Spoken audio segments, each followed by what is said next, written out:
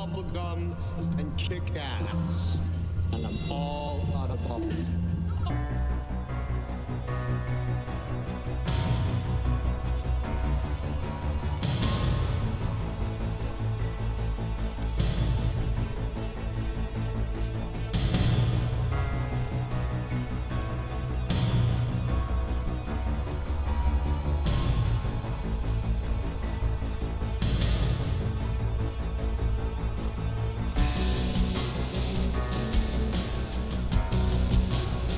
Ladies and gentlemen, boys and girls,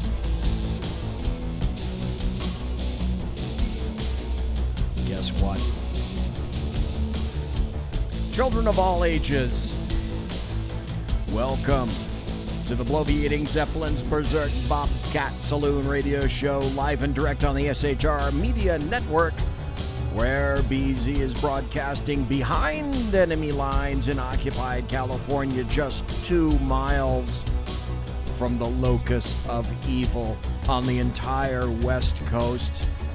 The Bill Mill, the belly of the beast, the capital, Sacramento, Fornicalia, where all evil resides and then emanates, frequently late at night. Belly up to the bar, we've kept your seat, and it's great to see you back. Fluffy is going to be your bartender tonight. He pours with the best of them, and the lava lamp is, in fact, lighted to my left, your right, meaning that you can listen right now and be involved in the chat room at shrmedia.com, shrmedia.com. And you want to watch the show? It's being streamed on Facebook Live. Go to the SHR Media Facebook page or the SHR Media YouTube channel. We don't water our drinks, just like we don't water our conversation, politics, religion, crime, culture, economics, race, sex, science, law. We talk about it all here at the Saloon. Nothing is sacred. The speech is free, but the booze is not. All that we ask is that you flush the toilet, jiggle the handle. Do not forget to tip your waitress. Well, folks, welcome. It's been a crazy week. All sorts of breaking news. And today, Thursday, April 19th, the year of our Lord 2018. Well, the metric tons of breaking, bursting, crackling news just keeps on coming.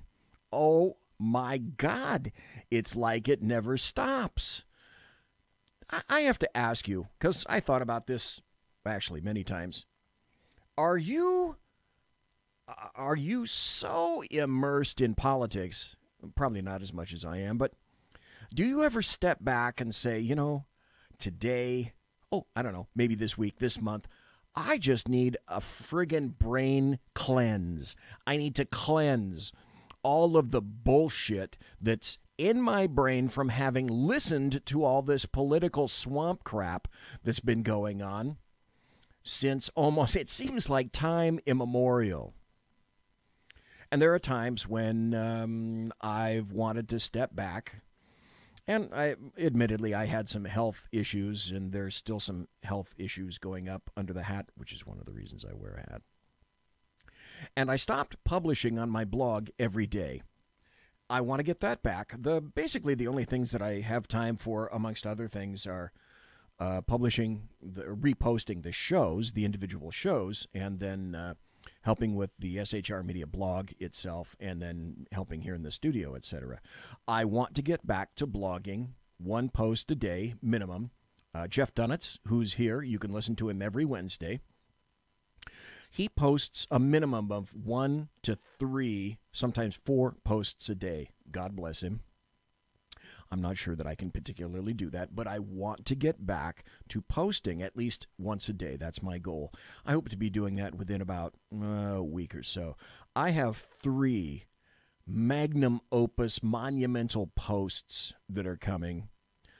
And I keep promising this to you, but, you know, life gets in the way, just like life happened to get in the way of the Sackheads radio show. And life happened to get in the way of the Reaver of Common Sense, Jersey Joe. And we miss both of them. I miss Jersey Joe quite a bit, and I miss doing the Sackheads radio show. Slight promo there, just a bit of a prompt. We're back.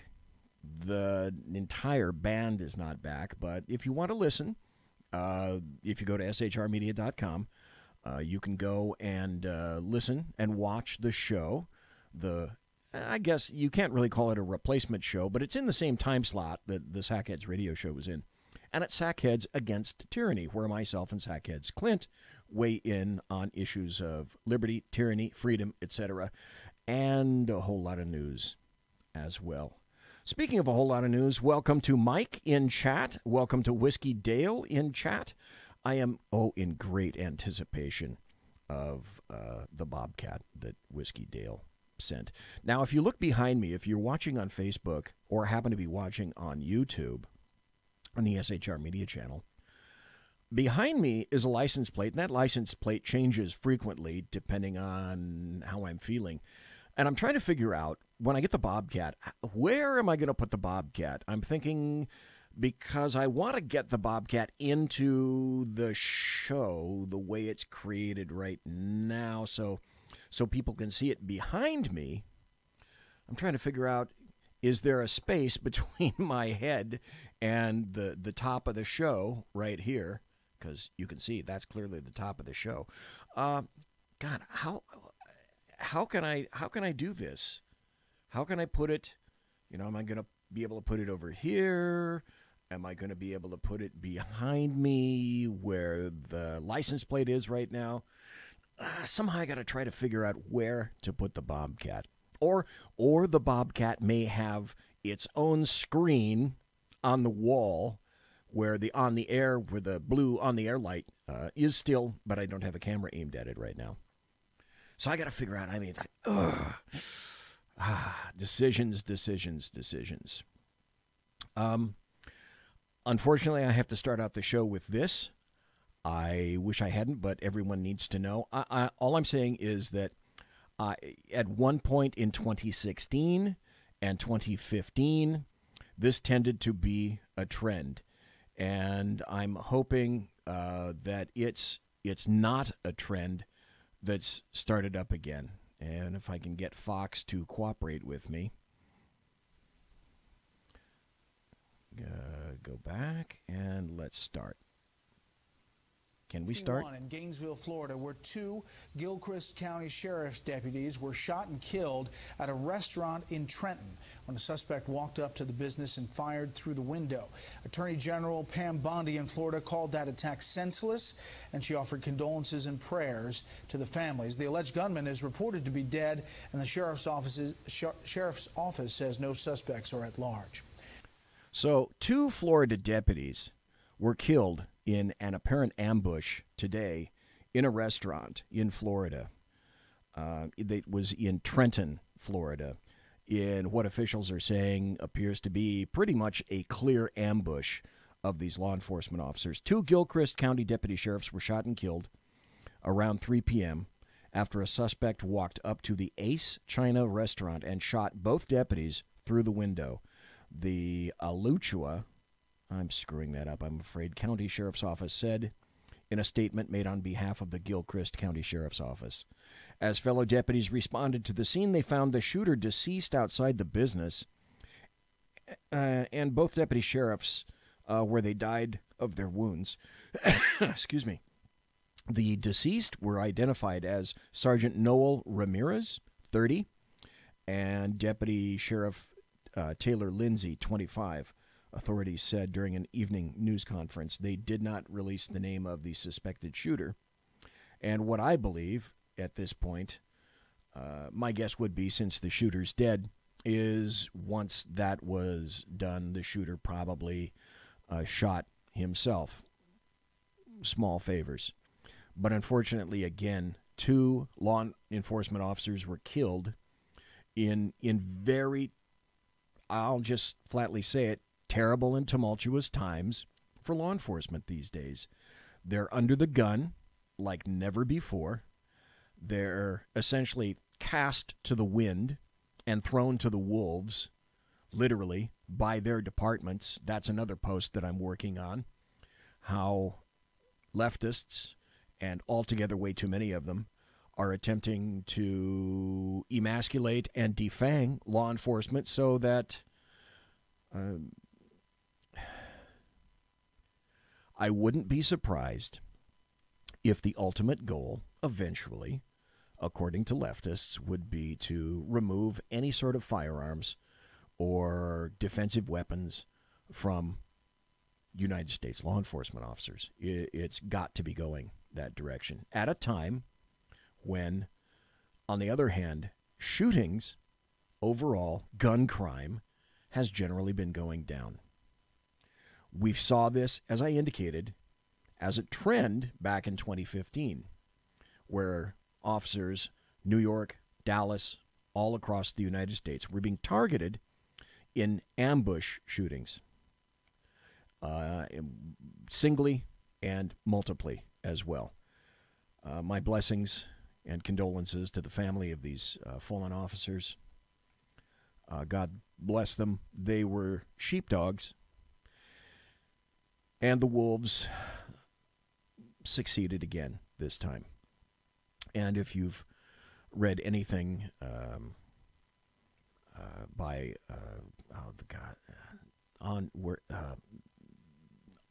Dave, I can't think of his name. He wrote On Killing. Oh, Dave Grossman, Lieutenant Colonel Dave Grossman, essentially says that in the world there are sheep, wolves, and sheepdogs. And sheepdogs, like myself, 41 years in law enforcement, are the individuals who happen to keep the sheep safe at night. And the wolves are the predators. Sometimes the predators win. And this is one of those occasions where they did, in fact, win. It's about 15 minutes after the hour. I need to tell you that we're going to be talking tonight. I hate to start a show on a little bit of a downer, but I need to get the news out because after having done what I did for such a terribly long time, this kind of a thing affects me.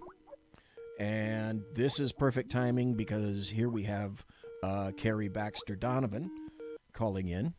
And Carrie happened to make, I just have to say, your timing was great. Because I just got through reading about the two Florida officers that were killed. Basically, they were ambushed in a Chinese restaurant today in Florida. I hate to start the show, like I say, on a downer, but we're going to pick it up right now because one of my favorite people has called in, Carrie Baxter Donovan, the likes of which I quantify as BZ's East Coast political goddess, with good reason. She used to write for, now I can't even think of the name of the place, but now you work at Populist... help me out, Carrie. You work at populistwire.com? Populist Wire. Populist Wire. Populistwire.com. Okay, and you did previously work up until, about January or so? What was the other place?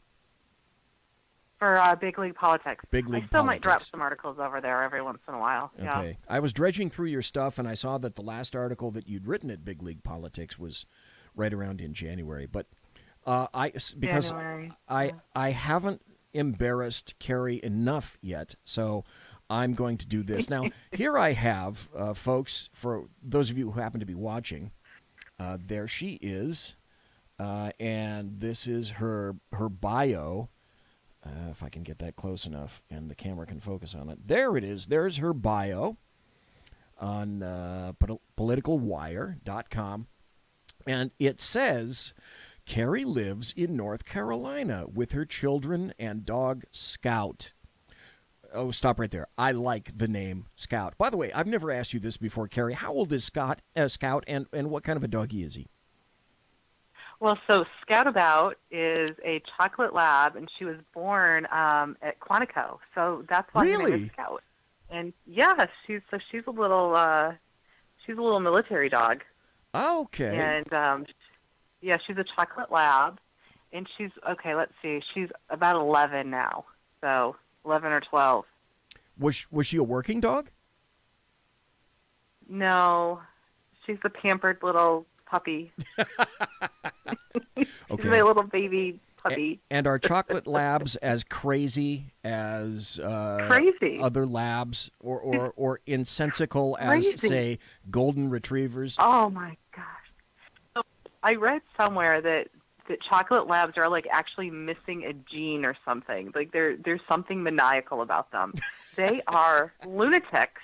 They're crazy. And I remember just like having my hands full. And I got the dog before my daughter was born, thinking that the boys, you know, they would need a dog to play with and everything was calming down around the house. And then I got pregnant and I had my hands full, that dog. And I would just watch other people and think, like, when is my dog going to calm down? I got kicked out of doggy training school. Oh, it was so crazy. Oh, yeah. Scout about. She was crazy. She would chew on the house. You know, like dogs chew on things. No, she would just like chew on the woodwork of the house. Oh my gosh, that dog! I never thought she was going to calm down. Now she's older, and she actually has some older, you know, dog diseases, and she's got something going on with her neck, and so she's got to be on some painkillers every once in a while. So she comes and hangs out with me on the couch. Finally, she sits down. Yes. Chocolate labs, they're crazy. I have to tell you a little bit of a story because you mentioned about, you know, nibbling on things. A long time ago in a galaxy far, far away, I was in the process of going out for our canine unit. And I first tried raising the puppy thing. And I went to what turned out, unfortunately, I didn't know at the time, a puppy farm for German Shepherds. And I paid a staggering amount of money for this German Shepherd pup at the time, which was the state-of-the-art in law enforcement in the early 80s. And I thought, okay, this is great. I'm going to raise this dog. I'm going to get it Schutzen trained. And I know some great dog trainers to go to. Bill Lipschen was one of the guys that I was thinking about. He used to train for the Sacramento Sheriff's Department, the Sacramento Police Department as well. And everything was going to be rosy. And I had two other guys that went with me to go get like German Shepherds. And we had a big run of pups, and I picked one out. And it turns out that no more than about 9 months later, the pup, though fairly big now, the pup had hip dysplasia terribly, and I had to put the dog down. And on top of that, the two other deputies who went with me at the time to get dogs, their dogs had the same problem. We all got multiply pissed because we hated to see our dogs go away. We went back to that place, and it was closed. Gone. The people had vamoosed. It was a terrible proposition. But that dog, whose name was Aaron, which is loyalty in Deutsch, used to eat, when I would let him out, would eat the corners of the rental property that I had. And I ended up paying, because the landlord, when I moved to my house after it was built, the landlord came to me one day and said, by the way, all the corners of my duplex are eaten. And you weren't supposed to, I wasn't supposed to have a dog, okay, so. And he said, what possibly ate the corners of my building? And by the way, to repair that, you owe me $1,000. Oh, my God. Great. Oh, how sad. Anyway, you have a dog named Scout, and right here in politicalwire.com, it says Carrie Baxter Donovan is an ex-communist organizer, a homeschooler, and a music junkie. She writes about populism, economic nationalism, and cultural Marxism. Carrie calls... Wait, stop. Cultural Marxism. Okay, what's cultural Marxism as far as you're concerned? Well, so I think I would describe it as... Okay, I'm going to take a deep dive. Okay. This is like, you know, this is my thing. Okay, so, but cultural Marxism to me, and you know, it's smart to ask people what they mean because it's used, you know, in many different contexts. Basically, is referring to Chinese communist tactics of infiltrating institutions for the purpose of changing a common culture in hopes, and actually it does work. It's a tactic that is very effective, and it works on changing people's perception of right and wrong, cultural norms, values, things like that make a society function. So And the Chinese communists are especially effective at this, infiltrating institutions. And one of the first articles that I wrote for Big League Politics was about the guy who was the military guy. Oh my gosh, where was he from? And he was a communist, the kid who opened his shirt up to show, Che Guevara shirt. And he idolized Chinese communists for this exact reason, because that's what he was doing at West Point. It was at West Point. His perception was that he was going to infiltrate West Point to bring about communism. Okay, and so he idolized Chinese communists. That's what cultural Marxism is, and it was David Horowitz who really, I think, brought it to the forefront. And then Andrew Breitbart, and Steve Bannon behind Andrew Breitbart, they really sort of brought about the idea of it in our generation, pointing it out in places and then showing how the media was using cultural Marxism, Chinese communist tactics to, tell a story, to weave a tale, to start to turn people. And because I have a degree in communist organizing, like you said, community organizing, that is and it really super-duper is communism. And I was taught by the hand of the first generation of Alinskyeites who came over in Michigan, where I went to school. They were from Chicago. They just hopped over the pond. They were the very first generation of Alinskyeites. Yes, I was trained by those wingnuts to be a communist. And that's why when I got out of social work school and I had actually made it through the LA riots, I started to realize y'all are a bunch of communists. That's what your problem is. And that's when I started to really, I met Andrew Breitbart, and that's when he started talking about cultural Marxism. Oh, wonderful. And, just things like that. Is that a long story, cultural Marxism? Number one, I enjoyed it. Number two, you're absolutely correct. And number three, what a wonderful thing that must have been to have actually met Andrew Breitbart. That must have been that would have been one of the highlights of whatever I had ever aspired to in politics, would to have met Andrew Breitbart. Well, yeah, and I met him. Yeah, I met him before he was famous, and so it was kind of like just meeting another person. It was kind of like you I mean, you have like awesome conversations with people who are like-minded, and so yeah, it was awesome in that way. He wasn't famous though at the point. It wasn't until a few years later, I don't know how many years later, when I saw him posting on Free Republic. I believe Steve Bannon was there at that time. And then, of course, when he did get kind of big, I was like, oh, hey, wait a minute. But I think at that point he was already married. We had gone our sort of separate ways, right? And I'd gone and had kids, and he had gone and did his thing. But, yeah, I mean, he was awesome. In the sense that he helped me make sense of all that cultural Marxism that I'd been indoctrinated with. And because I was kind of, I was falling into this leftist mind trap. And it was starting to make sense a little. That's I should point out, thank you, awesome, just like BZ. Okay, I like that a lot. Absolutely.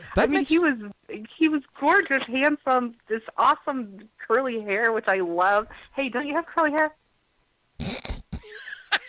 Okay, on the top of my head, not so much. Around the sides, you got a lot of it down here. And the beard, yeah, okay, I got more.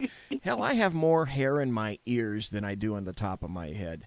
Anyway, I know. Isn't it terrible getting older? I know. Me too. It's pretty terrible. That reminds me about Saul Alinsky. There was a guy that I met at the Freedom Fest last year in 2017 named Ralph Benko.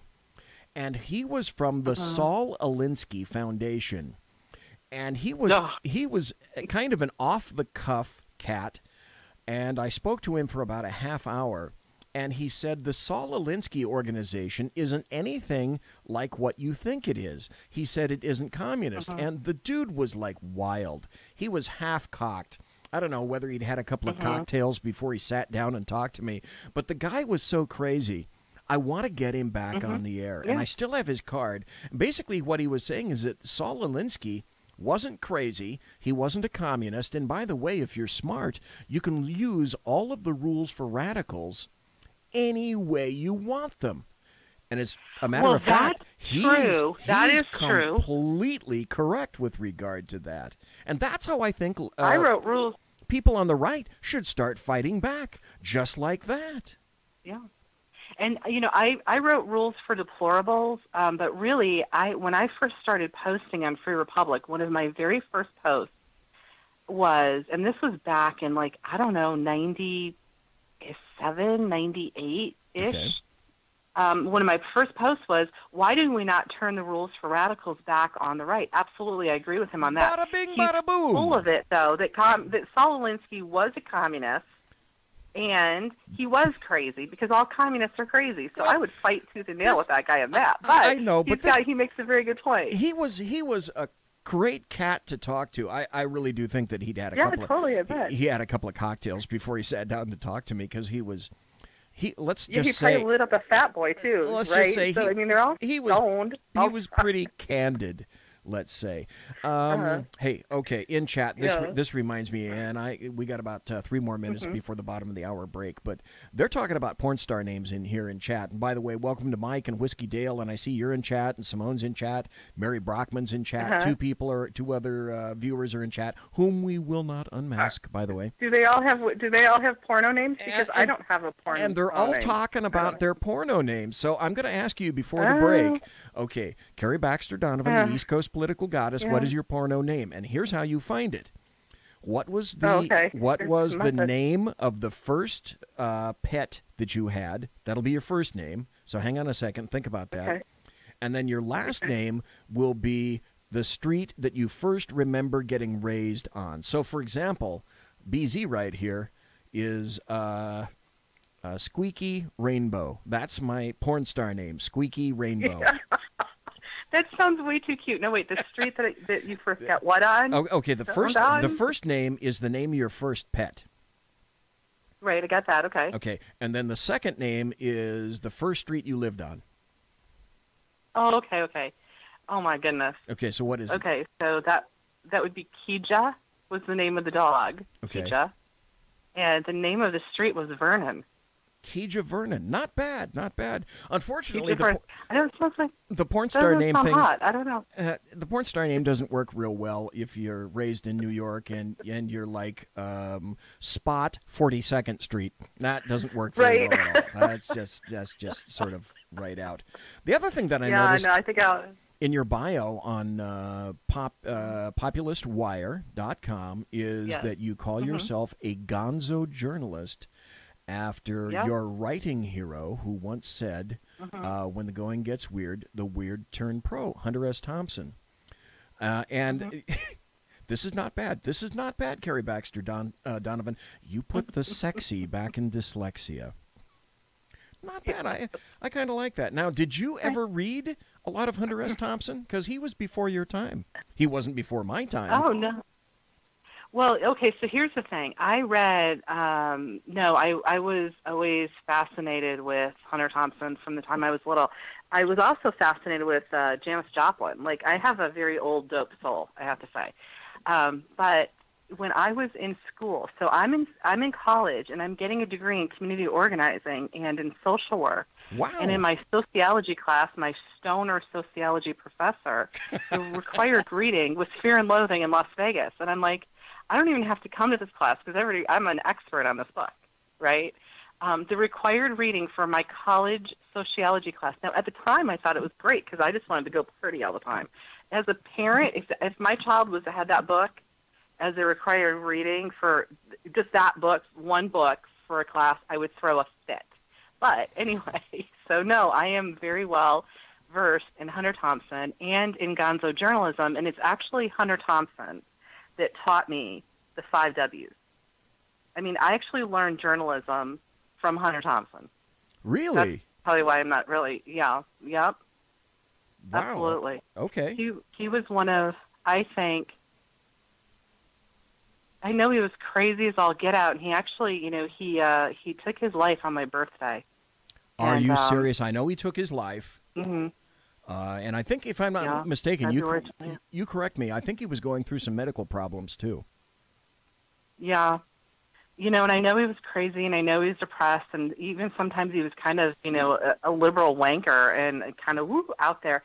I've read some things by his son. I know that there were some problems in his life. None of us are perfect, but I'm just talking about his style of journalism, and he really, his books were crazy. His mind was like racing constantly. But Fear and Loathing in Las Vegas is a hilarious book. And I remember when I read it when I was in high school, and it really touched me because I thought, wow, this guy is like really a deep thinker. And I loved the idea that he could be so intellectual and so smart and just like so crazy. So it was my introduction to smart, crazy people as well, and I kind of like that. Okay, that's Gonzo, but that's Gonzo. We're going to have to go on a break. It's the bottom of the hour, time for the break. We're talking to the East Coast political goddess, Carrie Baxter Donovan, and I have a question for her. And by the way, I'm going to trust your honesty, Carrie. I'm going to trust that you don't go to the internet to find out the answer. What? Oh, no! All right, okay. I'll try. You're just going to have to try to see if you can scour this up. Now, if you have a series of encyclopedias, you can consult that. But going to the internet, now, I'm telling you, madame, that's cheating. All right. What was the first book Hunter S. Thompson wrote? And what was it about?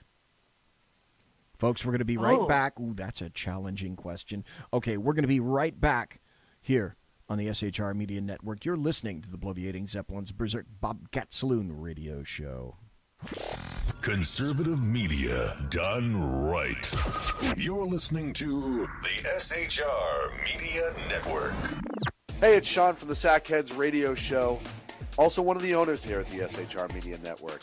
Are you opinionated? Have you ever wanted to do your own show? Have you ever heard somebody like the Sackheads and go, yeah, I could probably do that better? Well, now's your chance. Send me a 5-minute clip at sackheadsradio@gmail.com, and maybe you can be part of the SHR broadcasting team. sackheadsradio@gmail.com.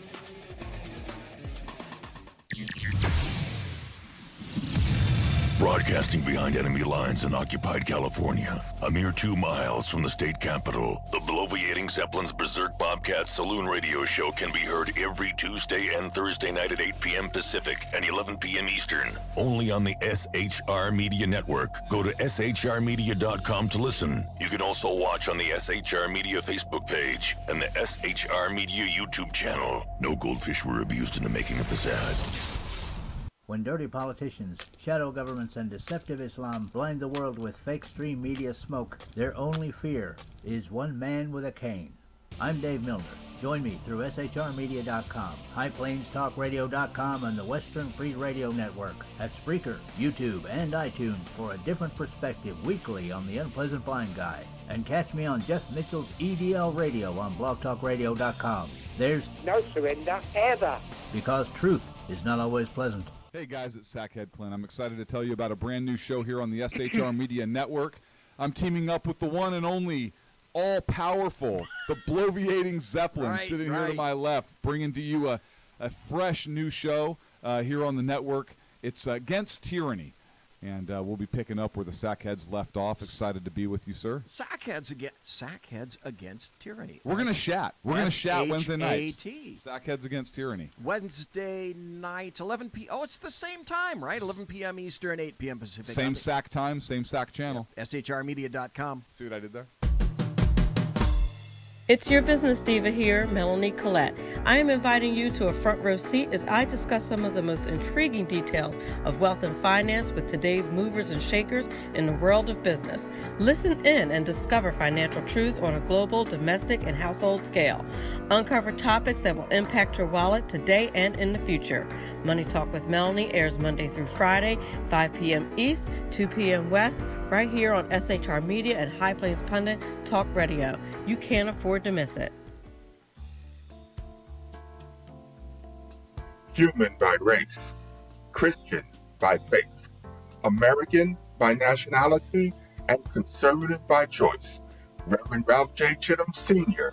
is the right guy on SHR Media from 8:05 to 9 p.m. Monday through Friday. And if on the rare occasion I am ever wrong, I will still always be right. The Right Guy on SHR Media. Hey, this is Michael Wright. And I'm Shannon Wright. Join us for The Right Way with Shannon and Mike, Monday through Thursday from 7 to 9 a.m. right here on SHR Media. Why are they joining us? For fun things like sports, politics. Oh, maybe some news and entertainment? And all kinds of other things. Money and recipes and events, all kinds of stuff. Yeah, so join us Monday through Thursday, 7 to 9 a.m. here on shrmedia.com. Hey, BZ. So the plan's working. You got rid of Sacco. Sean is now stepping away. I never even saw him. And I know, and insidious. You know, we talked about this for, man, for the last 3 years. And finally coming to fruition. You know I'm still in the room, right? It's almost like he's here still. Did you hear that? Yeah, it's kind of... It's amazing. It's kind of... at you. It's kind of eerie. Kind of a poltergeist. Like a poltergeisty thing. Yeah, sackheads against tyranny. You're listening to the SHR Media Network. Ladies and gentlemen, boys and girls, children of all ages, you're listening to the Bloviating Zeppelin's Berserk Bobcat Saloon radio show live and direct right here on the SHR Media Network in the SHR Media Studios, way too damn close to the locus of evil on the entire left coast, the Bill Mill, the capital of California, Sacramento, truly the locus of evil in all places. Now we're talking to Carrie Baxter Donovan, the East Coast political goddess, and I asked her a question, and I'm hoping she didn't cheat, and I happen to know because it's one of the first books that I read. Well, it is the very first book that I read of Hunter S. Thompson. So, Carrie, what was the first book that Hunter S. Thompson wrote? I'll give you a clue. It happened it was published, I should say, in 1967. And some things were happening in 1967 in terms of these people and music. So what was his first book? I think that it was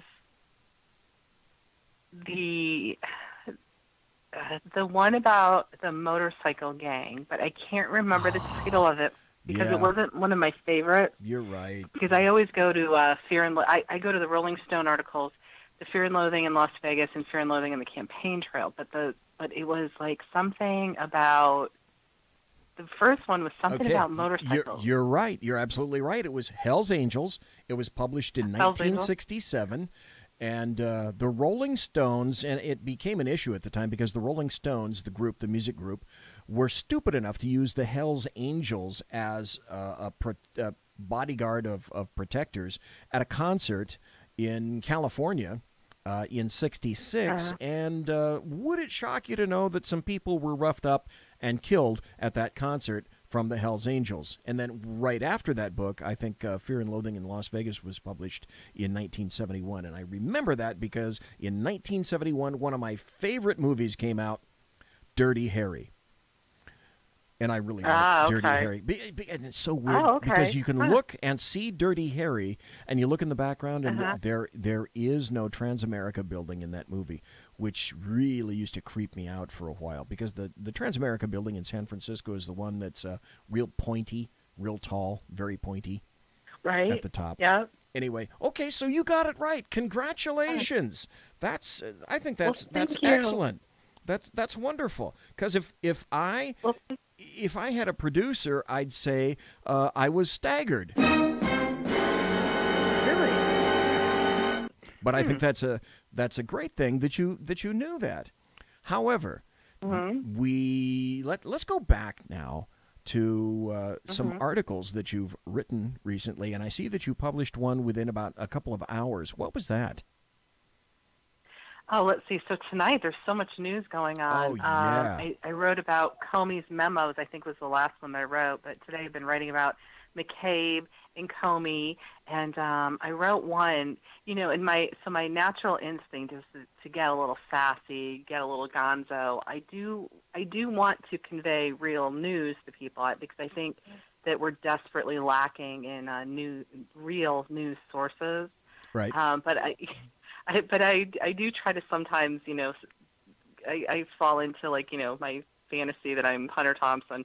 So I try to temper it a little bit, and some of them will go off the rails on a crazy train, and some of them I just put the press release because I don't even want to give you an opinion. I just want you to see the press release. So the last one that I wrote was basically, I think, on Comey, the memos that had come out, and I like to sometimes go on Twitter and find things that people are talking about on Twitter. That's my favorite place, especially because people can get a little raunchy over there, and it's a little bit of a biker bar kind of place. So I'm very comfortable with that. And so the last one was on Comey. The one that I really liked writing today was the one on Holder, on how prosecutions for sex offenders have gone up 1,500% or something like that since Holder was in office. So, but that one I think I did pretty straight. I just sort of posted the facts, ma'am, just facts. I'm looking at that article right now, and let me back up a little bit because we will get to that article. When I looked at the memos and I published where you can, folks, if you go to my Twitter feed at BZEP, BZEP, there's a link in there where you can go and actually look at the redacted memos themselves. And after looking at those really, really quick like a bunny, because I had to do something like that before I got to the show to see if there was anything just really staggering in there. And I only found one thing. Most of it I found rather pedestrian. But the one thing that stood out to me in the memos was where he wrote, "I don't do sneaky things. I don't leak." Right. You lying sack of shit. He's that. Oh my God! I'm going to play this for the folks, and I don't think you're going to be able to hear it, but I want the folks to hear it because this is a sound bite of Greg Jarrett saying that according to Senator Grassley, James Comey stole 4 classified documents, which would make him as guilty as Hillary Clinton. In the federal regulations, Code of Federal Regulations, and the Privacy Act, as well as the Federal Records Act, anything that's in the course and scope of your employment is government property. And every FBI agent signs a document that says when you leave government, all of that is the government's to remain behind. You are not to take it with you. Comey took it with him. 7 presidential memos. Does it make any difference that he created the documents himself? No. Everything you do in the course and scope of your employment is government property. He was acting as the FBI director when he spoke to the president. He wrote about their conversations. It's clearly government property. And he stole that government property, including, according to Senator Grassley, 4 classified documents, which would make him just as guilty as Hillary Clinton. And that's exactly what Greg Jarrett just said. And the bottom line is, and this is just one small thing, taken in concert with the memos that were released today, where he says he doesn't leak. Comey's full of crap. Here's one of the other things that I got out of this, and I'd like your take on this, Carrie Baxter Donovan, whom we're talking to right now, the East Coast political goddess. I think that Hillary Clinton and James Comey actually have some things in common.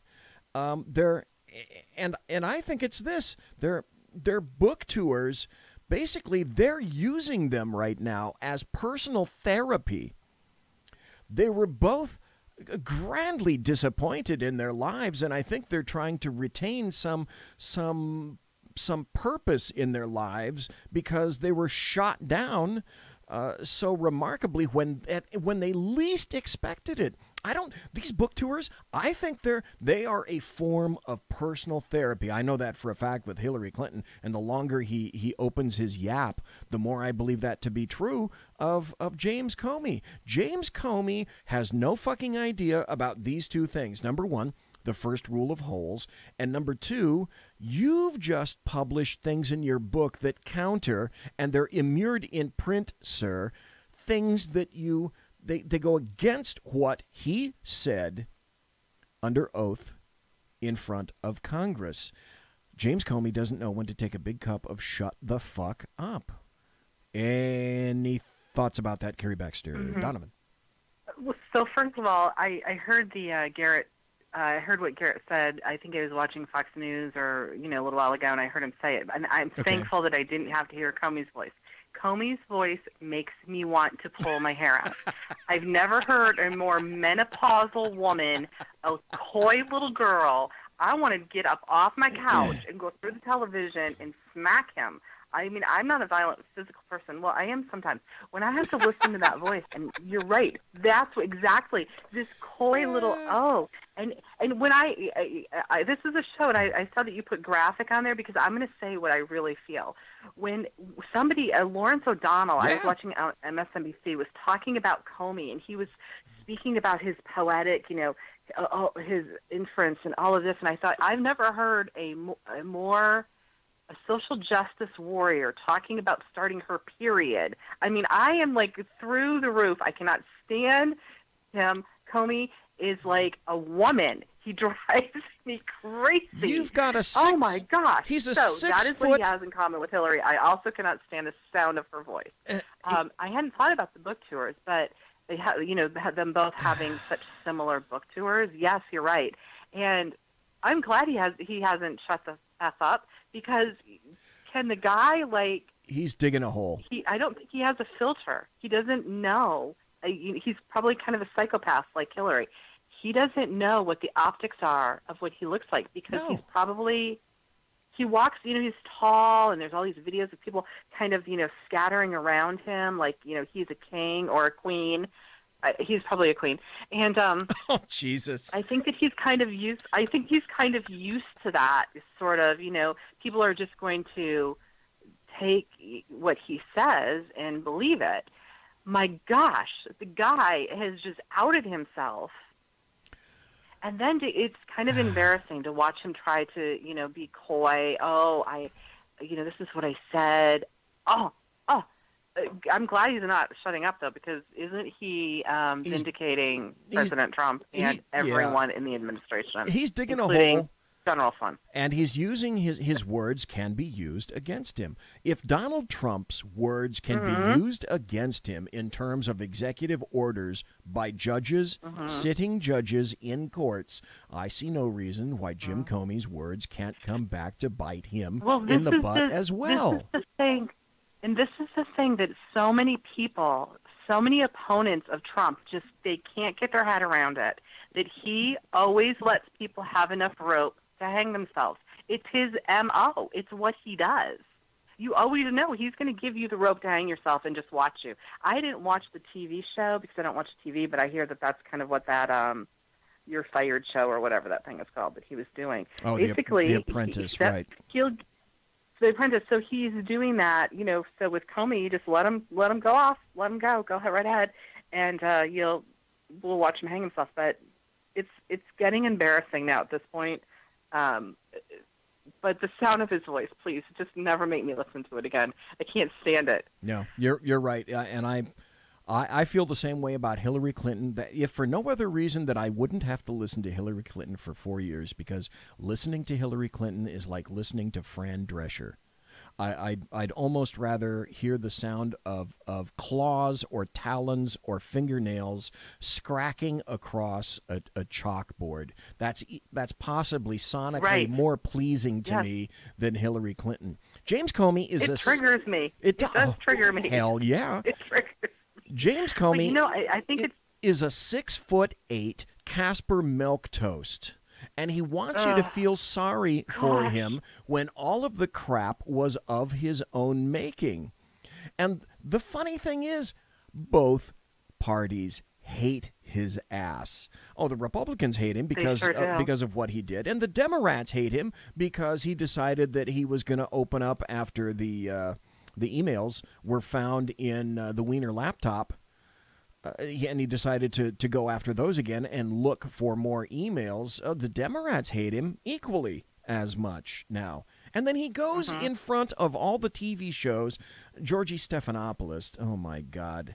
And he's wearing, he's you have to know, Carrie, he's a man of the people now because he's not wearing a tie. And so that makes him, you can relate to him. He's got a blazer and nice slacks and whatnot, but he's not wearing a tie, so you know he's telling you the truth. Oh, okay. So that is. Well, so I wrote an article today about someone who had been brought up on espionage charges, a former FBI agent, for leaking information. Yep. So, and I thought that was interesting because as I'm reading it, I'm thinking to myself, this is Comey. This is what they're going to bring. You know, they're going to throw everything at Comey. And going back to the to DeSantis, who wrote out I guess he kind of wrote out the framework of that he wanted investigation into Clinton, Comey, Lynch, right? What it was Comey that had a list of offenses, and then Hillary had 2 or 3, and then Mueller had 2 or 3. But you were right when you said it's Comey, and that was surprising to me when I first saw the memo that DeSantis wrote. Yep. You know, outlining why he wanted the probe into all of them.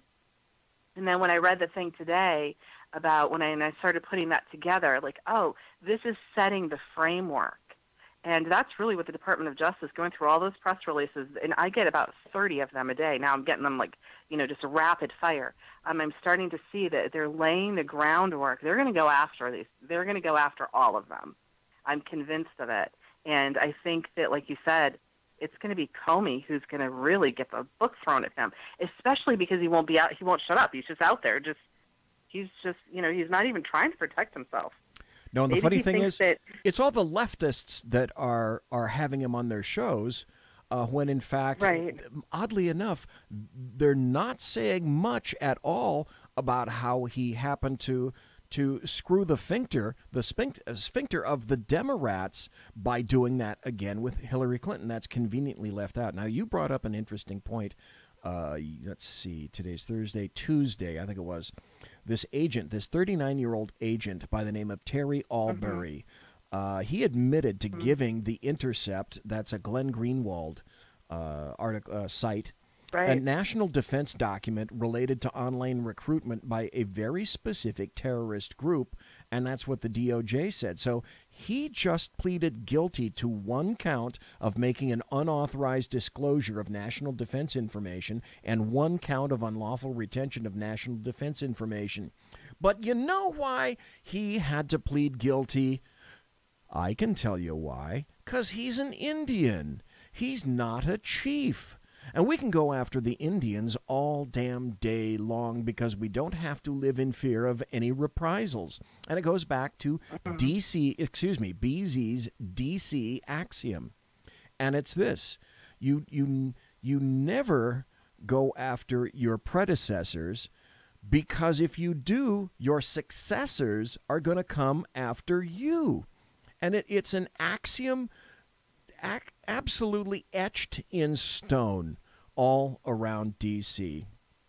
Right. They even say it. Oh. Well, we can't go after. Yeah, because... Right? And that's what lets them off the hook. Yeah, because they might come after us. And you cannot convince me, and I'm going to be curious what you think about this. Carrie Baxter Donovan, can you think of one politician, and there may be a handful, I cannot think of one politician who hasn't probably committed crimes to get where he or she is now in D.C., in either the House or the Senate. And so if you start to go into all of their backgrounds, they don't want themselves investigated. And that's how this crap keeps coming. That's how the swamp remains filled with all the alligators in it. The deep state is the fourth branch of government. There's the executive, the legislative, the judicial, and the deep state. And frequently they can be every bit as powerful as any of the other three branches of government. We got about another 4 minutes before the end of the hour. And I'd like to refer to the one article that you wrote, I think it was today or yesterday, I think you said. No, here it is, today. It says, child sex prosecutions up over 1,500% from Holder years. That's a staggering thing to write. Now, how or why did this happen? So it started with a press release, and I started reading it, and so they found this guy, and they charged him from the year 2007, I think it was. Okay. I started thinking, why all of a sudden is it coming up today? So I just started trailing, just following the story, and when I got to the name, which is the Safe Childhood Act, I looked at the act, which was by Rick Santorum. And I started thinking about, I'm sure that somehow Holder put a stomp on this because, Holder, whatever. So I went on the website for the Safe Childhood Act, and I started looking up. You can filter it by year, and the years were like, there's 26 convictions. There was, 7 convictions. There was literally 1 conviction in 2014. Then 2015, then 2016, 2017, 1,500 convictions, right? And I'm thinking to myself, that's because it's Holder and Lynch. Those years are Holder and Lynch. Right. And that's all that human trafficking, just looking the other way. So I started researching on Twitter, which is just my favorite thing to do, and I found there that there were stories of people who were saying that Holder was stomping on human trafficking cases. So I just did the math. That's all. Okay. That's 15. So, yeah. I number one, I have to credit you. That's an inventive way to take a press release, look at it, and examine it like journalists should be doing, but clearly they haven't because you wrote the article and you gleaned facts and information from that no one else did. So, number one, kudos to you for pulling the facts out of something that anybody else might have looked at and tossed in the round file for saying, okay, this is not really all that much interesting.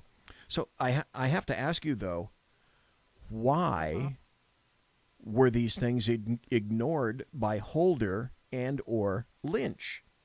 Why now all the prosecutions? What could be their motivation? Yeah.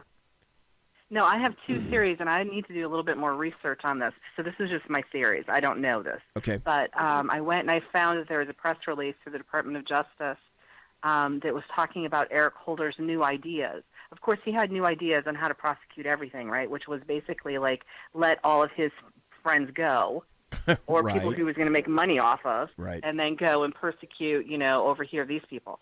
So, of course, I'm suspicious of Holder, so I'm looking. I went and found an old press release from the Department of Justice it's in that article, talking about his new strategy for human trafficking and for the Safe Childhood Act and what he was going to do. And I'm like, because, of course, Rick Santorum is a Republican. He's going to go and mess his bill up, and that's what he did. And then Loretta Lynch came along, and she, was going to reinstitute something, and she started tinkering around with that when she was the Attorney General. So there's a story there, but I think a lot of it has to do with the human trafficking was, of course, a result of a lot of the migrants back and forth. And there's something in there from Brandon Darby. I'm sorry, not from Brandon Darby, but in reference to Brandon Darby. Brandon Darby is the one who writes for Breitbart, Texas. Okay. And he deals with a lot of the migrant crisis, right? And I know that there were articles that he wrote that were critical of Holder and what he was doing, but there was gun running and there was human trafficking that was going on. And of course, Holder's he was doing all kinds of different things. There are stories there. What I'd like to do is I'd call Rick Santorum. I'd ask him about that. If I could do some, if I had resources and and just, if I could do whatever I wanted to do and make phone calls all day long, I would call Rick Santorum. I would call the Department of Justice and ask them, why is this different? What's going on?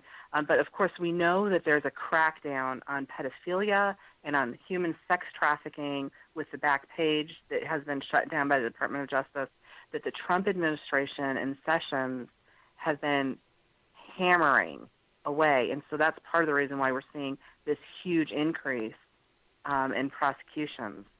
Okay, let me suggest something to you, and then we're going to go to a break. But before we do that, let me ask this, because I think it's important.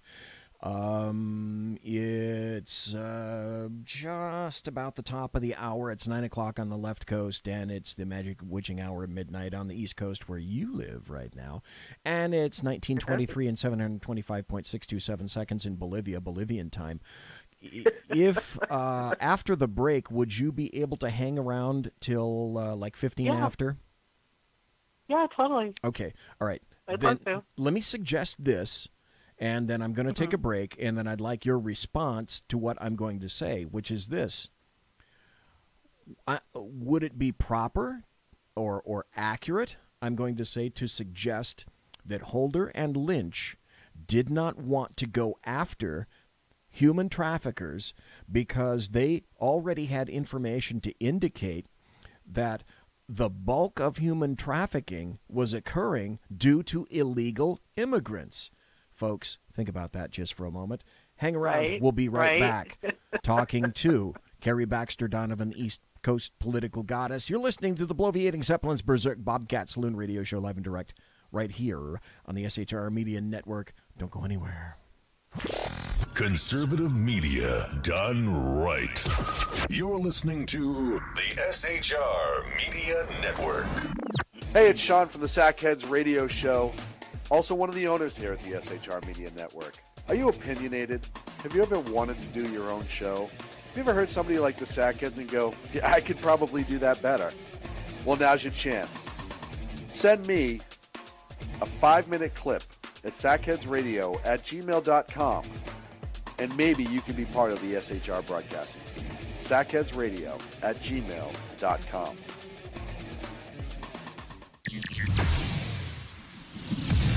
Broadcasting behind enemy lines in occupied California, a mere 2 miles from the state capitol, the Bloviating Zeppelin's Berserk Bobcat Saloon radio show can be heard every Tuesday and Thursday night at 8 p.m. Pacific and 11 p.m. Eastern, only on the SHR Media Network. Go to shrmedia.com to listen. You can also watch on the SHR Media Facebook page and the SHR Media YouTube channel. No goldfish were abused in the making of this ad.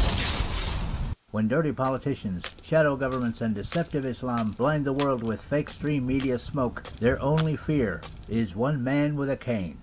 I'm Dave Milner.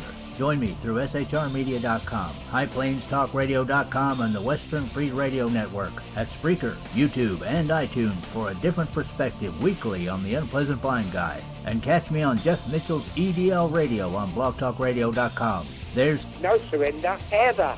Because truth is not always pleasant. Hey guys, it's Sackhead Clint. I'm excited to tell you about a brand new show here on the SHR Media Network.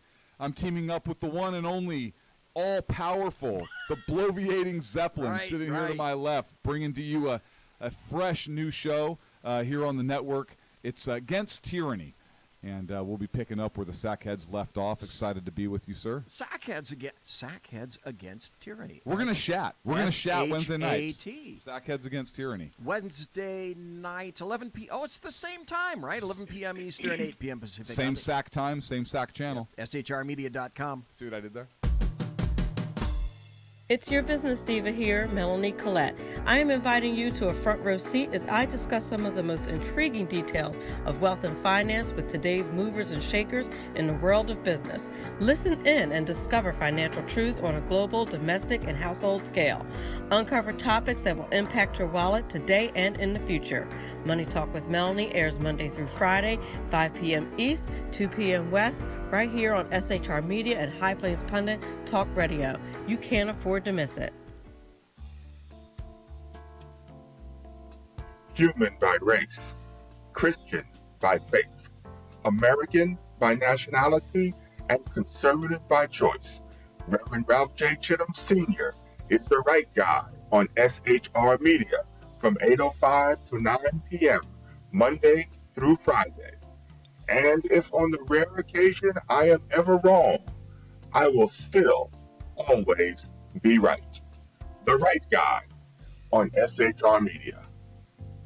Hey, this is Michael Wright. And I'm Shannon Wright. Join us for The Right Way with Shannon and Mike, Monday through Thursday from 7 to 9 a.m. right here on SHR Media. Why are they joining us? For fun things like sports, politics. Oh, maybe some news and entertainment?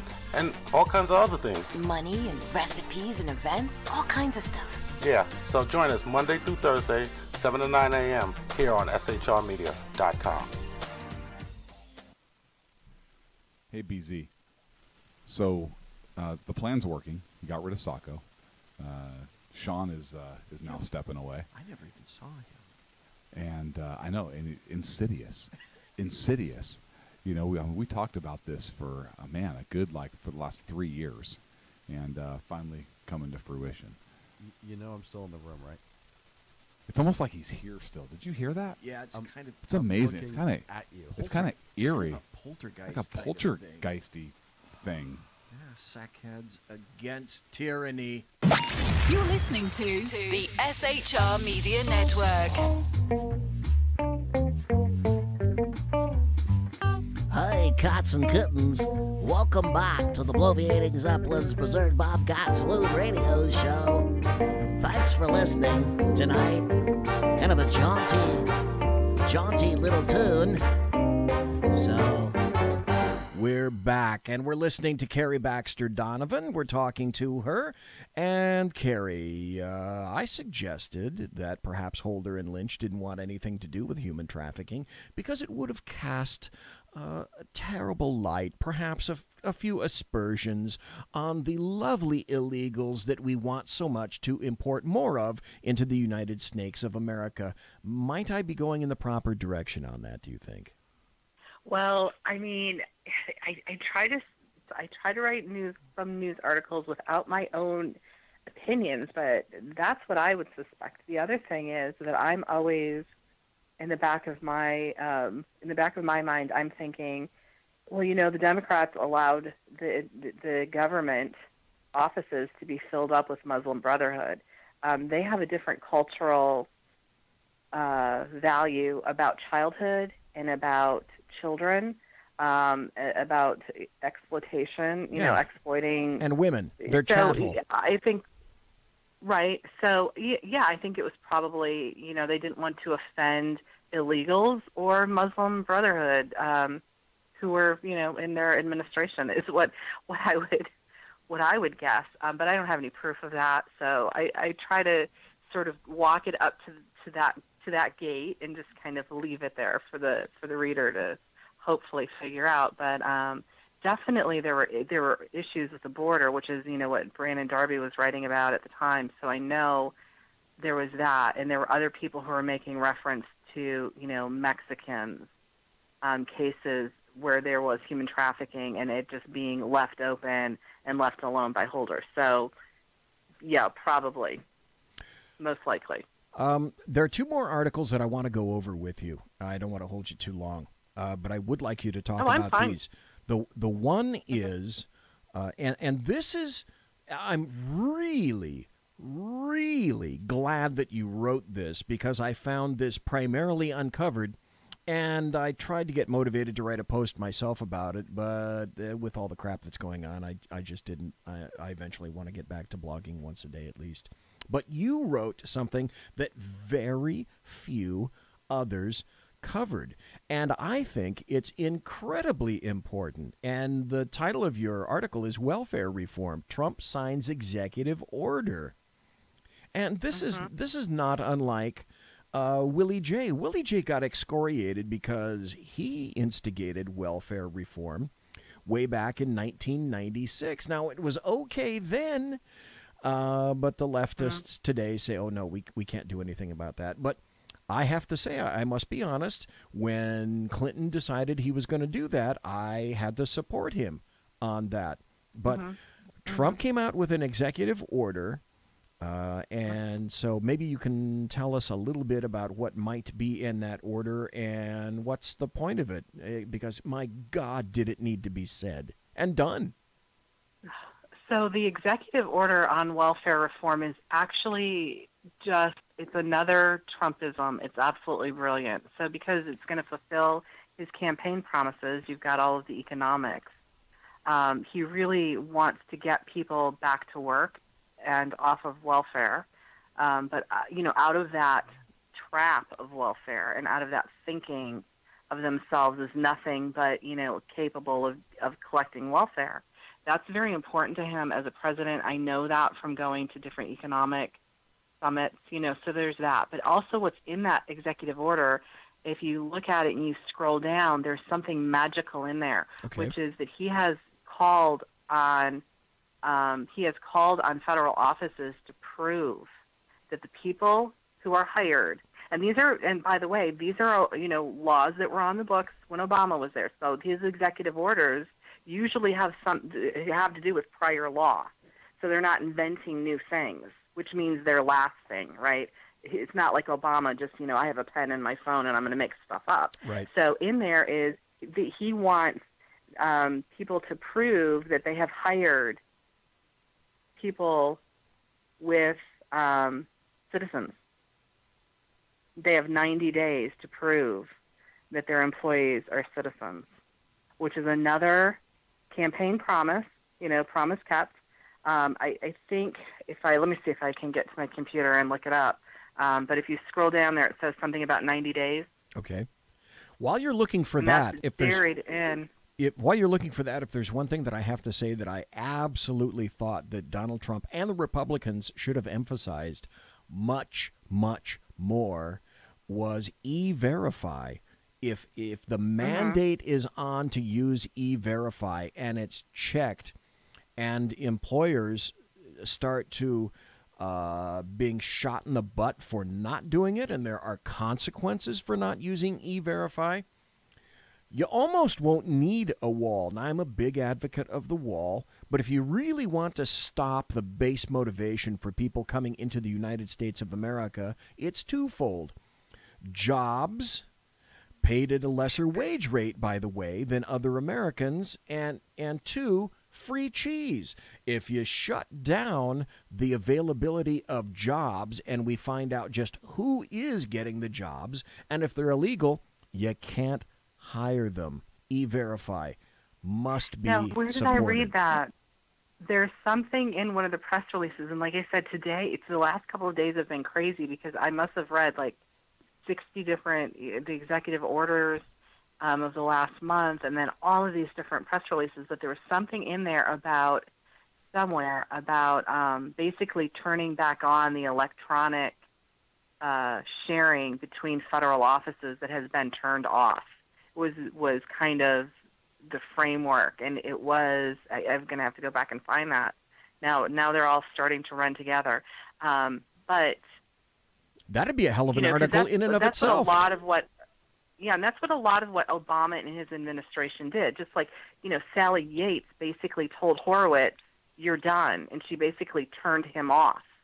She turned his procedures off, and she wouldn't let him report. And that's why there's so much for him to report, because he has all of this time from when Sally Yates told him to stop. So a lot of what Obama was doing was basically shutting everything down that the Congress had passed. One of those things was like that, Rick Santorum bill, the Safe Childhood Act. I'm here on the I'm here on the tax reform executive order. Okay. Within 90 days of the date of this order, and based on the reviews required by this section, submit to the Director of the Office of Management and Budget and the Assistant to the President for Domestic Policy a list of recommended regulatory and policy changes and other actions to accomplish the principles lined in this order. And then it goes on to talk about what they need to do in 90 days. They have to state how their respective agencies are complying with 8 U.S.C. 1611, which provides that an alien who is not a qualified alien, as defined by 8 USC 1641 is subject to certain statutory defined exceptions, not eligible for any federal public benefit. And it goes on and on and on like that. So basically he's saying, unless they have a reason to be here, you need to tell me, why do you have them in your agency? Why do you have them there?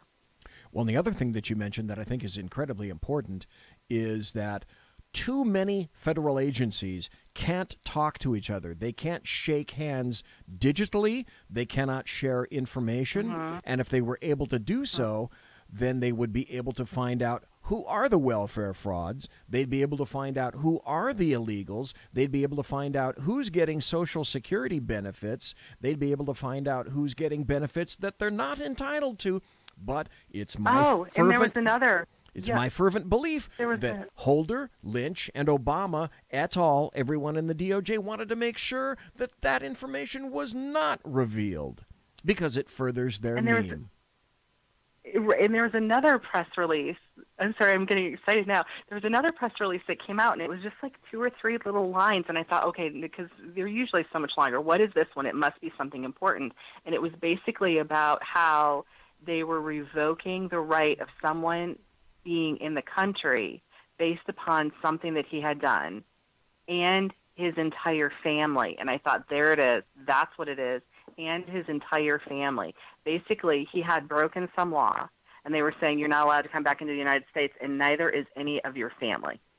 And they had done that to somebody else within the same, who was associated with this other guy. So what I see is this multi-pronged attack of, press releases, executive orders, and then just basically enforcing the laws that we already have. How many times did we hear that? We don't need more immigration laws. No, we just have to enforce the ones that we already have. We absolutely don't. There was a second article. That, There was a second article that you wrote, and I'd like to have your input on this. It torqued me off, and the bottom line was I lost, and that's this. Originally, Chuck Grassley wanted to instigate a bill that would preempt Donald Trump from doing anything with the special counsel, Robert Mueller. And then Mitch McConnell came out and said, no, I don't agree with that. There shouldn't be any kind of a bill revolving around protecting, basically, they want to make sure that they can protect Robert Mueller and keep his special counsel going and funded. Then Mitch McConnell, either today or yesterday, pulled that and said, no, I will not stop a bill protecting Robert Mueller. And you wrote about that. What did you find out about that? And what is the thing? I mean, are they doing this because they think they're protecting Donald Trump? Or are they doing this because they simply want to, the establish-hack GOP portion of them, want to find something on Donald Trump? What's, like an actor, what's their motivation? So I can tell you this, that Tom Tillis is always in that group, and I am not a fan of Tom Tillis. I know, because I saw the way that he ran his primary. I am a constituent of his, and I am not happy. He is always rubbing me the wrong way. He's a Republican. Stop just for a second. He's here in this area. Stop just for a second. Tell everybody who Tom Tillis is. So Tom Tillis is a senator from North Carolina. Okay. And he's my senator. Okay. And so my frame of reference, when I'm trying to figure out what are they doing, I go to Tom Tillis, and because I consider Tom Tillis, from what I know, and this is the back, the smoky back room of people gossiping and, over cigars and talking about who's doing what and who's doing who, is, basically Tom Tillis is going to do what's good for Tom Tillis. And Tom Tillis thinks that he's a moderate. And he's also open borders, he's amnesty, et cetera, et cetera. Great. So he will go back and forth between I'm Trump's best friend and I'm going after Trump because I think that that's what's going to get me elected in a purple state. And so there's all of this politics.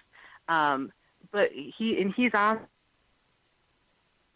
now. He's said things before, and yesterday he was butthurt because he said, "Oh, well, if it was Hillary, we would go after." And I just want to make sure everyone knows that we're being fair. Basically saying that if it was Hillary who was president, we would all want to protect the special counsel. So I don't know what they're doing. I can't figure it out. I don't want to put my opinion out there in an article too much. This is one of those cases because I don't really know. I sort of have an axe to grind because I don't like Tom. I'll do it for you. So I'm trying to be careful. I'll make the conclusion for you. There's an article that you wrote, excuse me, a paragraph in here that to me sums it all up and provides the reasoning for this having happened, because I'm going to name a few names that you wrote. Also on Wednesday, Senators Tom Tillis, Republican, North Carolina, Chris Coons, Democrat, Delaware, Cory Booker, Democrat, New Jersey, and Lindsey Graham, Republican, South Carolina, announced they were merging two prior efforts meant to protect the special counsel into one bill titled the Special Counsel Independence and Integrity Act. So as far as I'm concerned, maybe you can't say it, but I will, anything, and I mean anything, that Cory Booker puts his name to, I would run away from as quickly as possible, because if there's one thing you definitely know, Cory Booker is motivated by one thing: race and the Democrats, and being as much of a leftist as he possibly can. So anything, in my estimation, that's associated with Cory Booker means it either has a massive leftist bent or a racist bent, because Cory Booker, I'll pull no punches as far as I'm concerned, this is my opinion, is a fucking racist. Well, gee, why stop there? Eric Holder was and is too. Oh, and that's right, Eric Holder wants to run for president. Now, I have a theory about that. Okay. I don't know that he really wants to run for president, but what I think is that he's saying he wants to run for president, and the media is giving him cover because they know that way they can say, oh, you can't go after Holder because we'll say it's political. We'll say it's because he said he was going to run for president. And I think that the media is acting like Pravada, right? Like James O'Keefe says. They are giving cover to Comey, Clinton, with their book review, with their book parties or whatever their interviews and all of that stuff, and with Holder by claiming that he actually thinks he could run for president. I'm going to make the prognostication now, and it seems really, really, really, really, really early to do this, but I'm going to do it anyway. When everything is said and done for 2020, and let's make a bet. Kerry Baxter Donovan, the East Coast political goddess. Okay. I'll bet you. We have another bet about Steve Bannon. Okay. Don't forget. But okay, what's right. this one now? I'll bet you 25 cents. And by the way, if I lose, I swear I will mail it to you, and I'm good for it.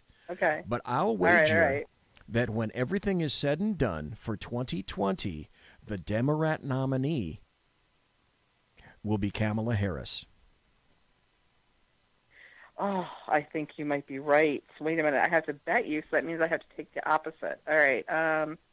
Okay, so if it's not her, then who do you think it might be?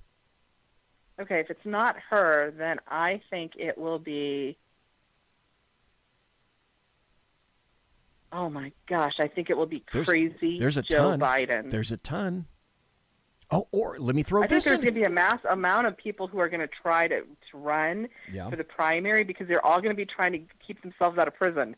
Because I think that this you can't go after me because then I'm going to claim that it's a political witch hunt. Yeah, my hat's in the ring. There's a lot of them on the Democrats side. I think need to stay out of prison. The Democrats throwing their hats in the ring for 2020 are going to be like the GOP in 2016. What were there? There 17 GOPers in the running at the time. I'll wager that was insane.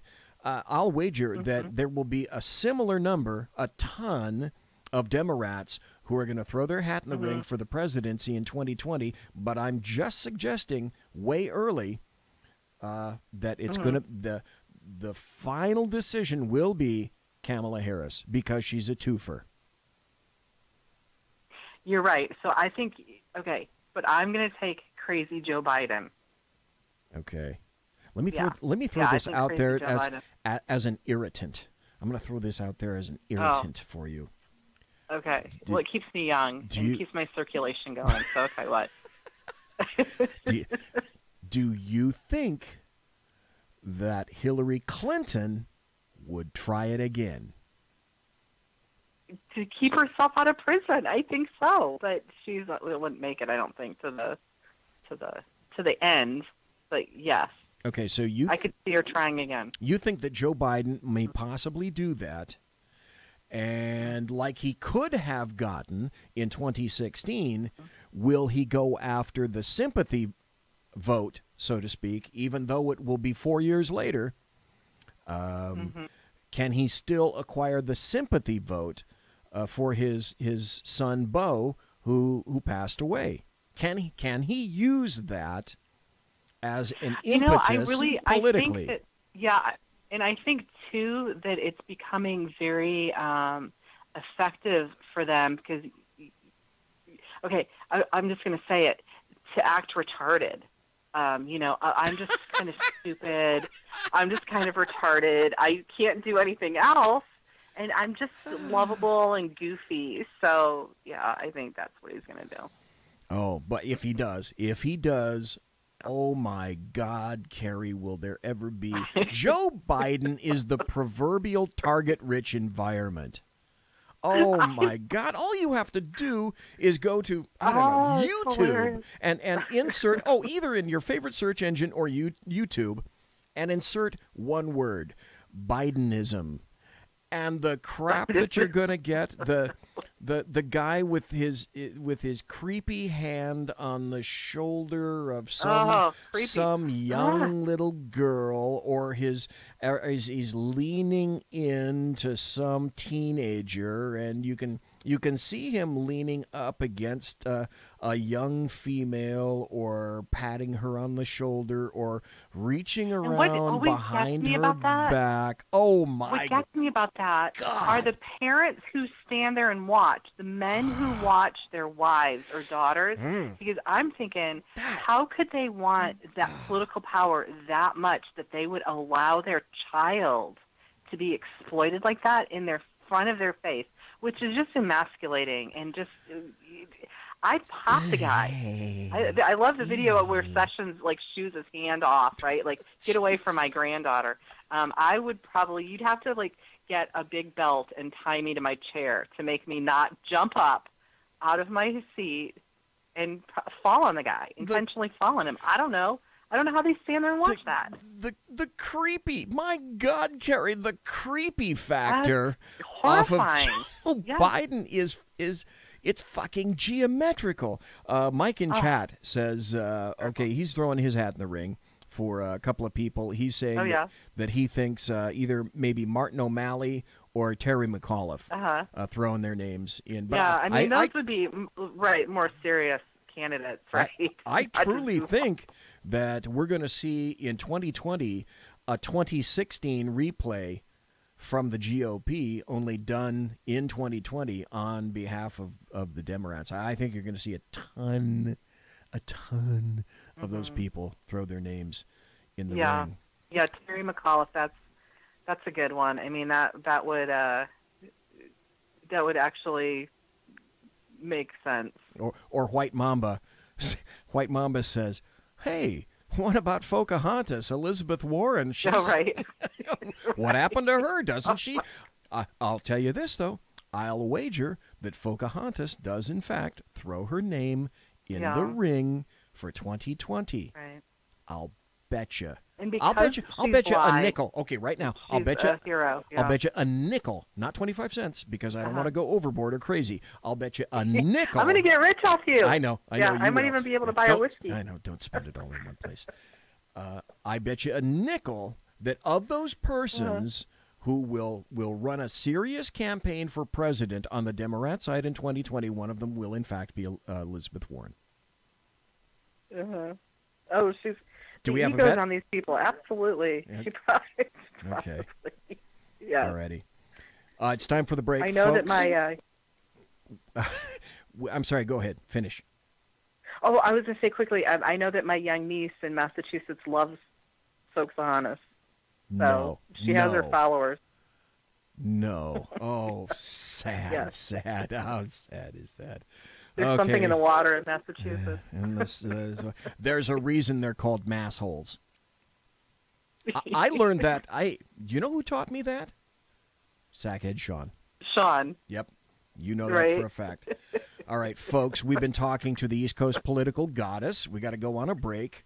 Carrie Baxter Donovan. Before we go, though, Carrie, tell us where you can be read and where you are on social media so that people, if they want to read you and find you, they can.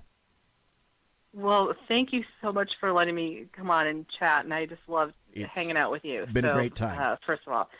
And Twitter, I'm at Happit, Happit, 1776. And I'm constantly in a rage about something on Facebook, Carrie Baxter Donovan. And I'm at Populous Wire doing a lot of stuff over there. And every once in a while, I'll probably drop something over at Big League Politics. And I've got some other little places where I drop, things. But I usually will link them on my Twitter. I'm very active on Twitter. As a matter of fact, yes, you are. And you have had, Twitter flame wars, if I'm not mistaken, with all sorts of people. Hey, before we go, one final thing. Yeah. Have you been kicked off Twitter before? I have, for trolling. I was kicked off last night. Oh, that's right. That's right. You told me. That's right. You told me you followed too many people. I still don't get that. Yeah, I chronically followed. I aggressively followed. Well, last night I was calling someone a dumbass, over and over and over, because I was. See, but you have to remember, I'm a troll, and I love to study people, and I love to see how they react and how far they'll obsess about something. So if I have time on my hands, I will see how far, and I will see how long I can call someone. Just keep saying you're a dumbass, you're a dumbass, you're a dumbass, and but I'm like an old school troll. From way back in the day. I learned that. I think I probably learned that from Steve Bannon. We have a big Steve Bannon, bet. So next time I come on. Next time you let me, we're going to chat about that one. Okay. All right. Okay. All right. There you go. You're on. All right. We'll do that. You're awesome. Okay. Thank you very much. Appreciate it. Folks, we've been talking to Carrie Baxter Donovan, who is the East Coast political goddess. She was here for an hour and a half, and I really enjoy having her here. You got to read her. You got to read her articles. You got to go to her Twitter feed, and it was a great, great time speaking to her. And we have one final segment yet to go. So again, thanks for being here. Thanks for listening live. Thanks for being in the chat room. We'll be right back. Conservative media done right. You're listening to the SHR Media Network. Hey, it's Sean from the Sackheads Radio Show. Also one of the owners here at the SHR Media Network. Are you opinionated? Have you ever wanted to do your own show? Have you ever heard somebody like the Sackheads and go, yeah, I could probably do that better? Well, now's your chance. Send me a 5-minute clip at sackheadsradio@gmail.com, and maybe you can be part of the SHR broadcasting team. sackheadsradio@gmail.com.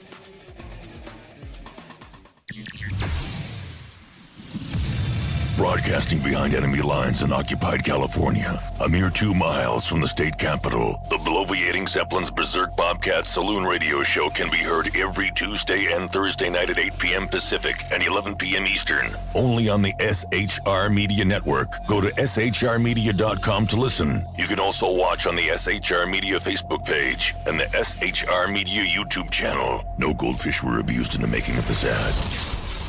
When dirty politicians, shadow governments, and deceptive Islam blind the world with fake stream media smoke, their only fear is one man with a cane. I'm Dave Milner. Join me through shrmedia.com, highplains.talkradio.com, and the Western Free Radio Network at Spreaker, YouTube, and iTunes for a different perspective weekly on the Unpleasant Blind Guy. And catch me on Jeff Mitchell's EDL Radio on blogtalkradio.com. There's no surrender ever, because truth is not always pleasant. Hey guys, it's Sackhead Clint. I'm excited to tell you about a brand new show here on the SHR Media Network. I'm teaming up with the one and only all-powerful, the bloviating Zeppelin, sitting here to my left, bringing to you a fresh new show here on the network. It's Against Tyranny. And we'll be picking up where the Sackheads left off. Excited to be with you, sir. Sackheads against tyranny. We're going to chat. We're going to chat Wednesday nights. S-H-A-T. Sackheads against tyranny. Wednesday nights, 11 p.m. Oh, it's the same time, right? 11 p.m. Eastern, 8 p.m. Pacific. Same sack time, same sack channel. Yeah. SHRmedia.com. See what I did there? It's your business diva here, Melanie Collette. I am inviting you to a front row seat as I discuss some of the most intriguing details of wealth and finance with today's movers and shakers in the world of business. Listen in and discover financial truths on a global, domestic, and household scale. Uncover topics that will impact your wallet today and in the future. Money Talk with Melanie airs Monday through Friday, 5 p.m. East, 2 p.m. West, right here on SHR Media and High Plains Pundit Talk Radio. You can't afford to miss it. Human by race, Christian by faith, American by nationality, and conservative by choice. Reverend Ralph J. Chittum Sr. is the right guy on SHR Media from 8:05 to 9 p.m. Monday through Friday. And if on the rare occasion I am ever wrong, I will still always be right. The right guy on SHR Media. Hey, this is Michael Wright. And I'm Shannon Wright. Join us for The Right Way with Shannon and Mike, Monday through Thursday from 7 to 9 a.m. right here on SHR Media. Why are they joining us? For fun things like sports, politics. Oh, maybe some news and entertainment? And all kinds of other things. Money and recipes and events, all kinds of stuff. Yeah, so join us Monday through Thursday, 7 to 9 a.m. here on shrmedia.com. Hey, BZ. So the plan's working. You got rid of Sacco.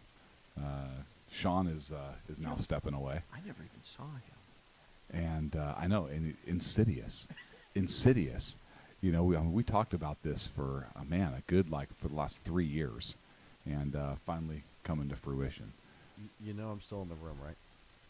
It's almost like he's here still. Did you hear that? Yeah, it's kind of. It's amazing. It's kind of at you. It's kind of eerie. Kind of a poltergeist. Like a poltergeisty thing. Yeah, sackheads against tyranny. You're listening to the SHR Media Network.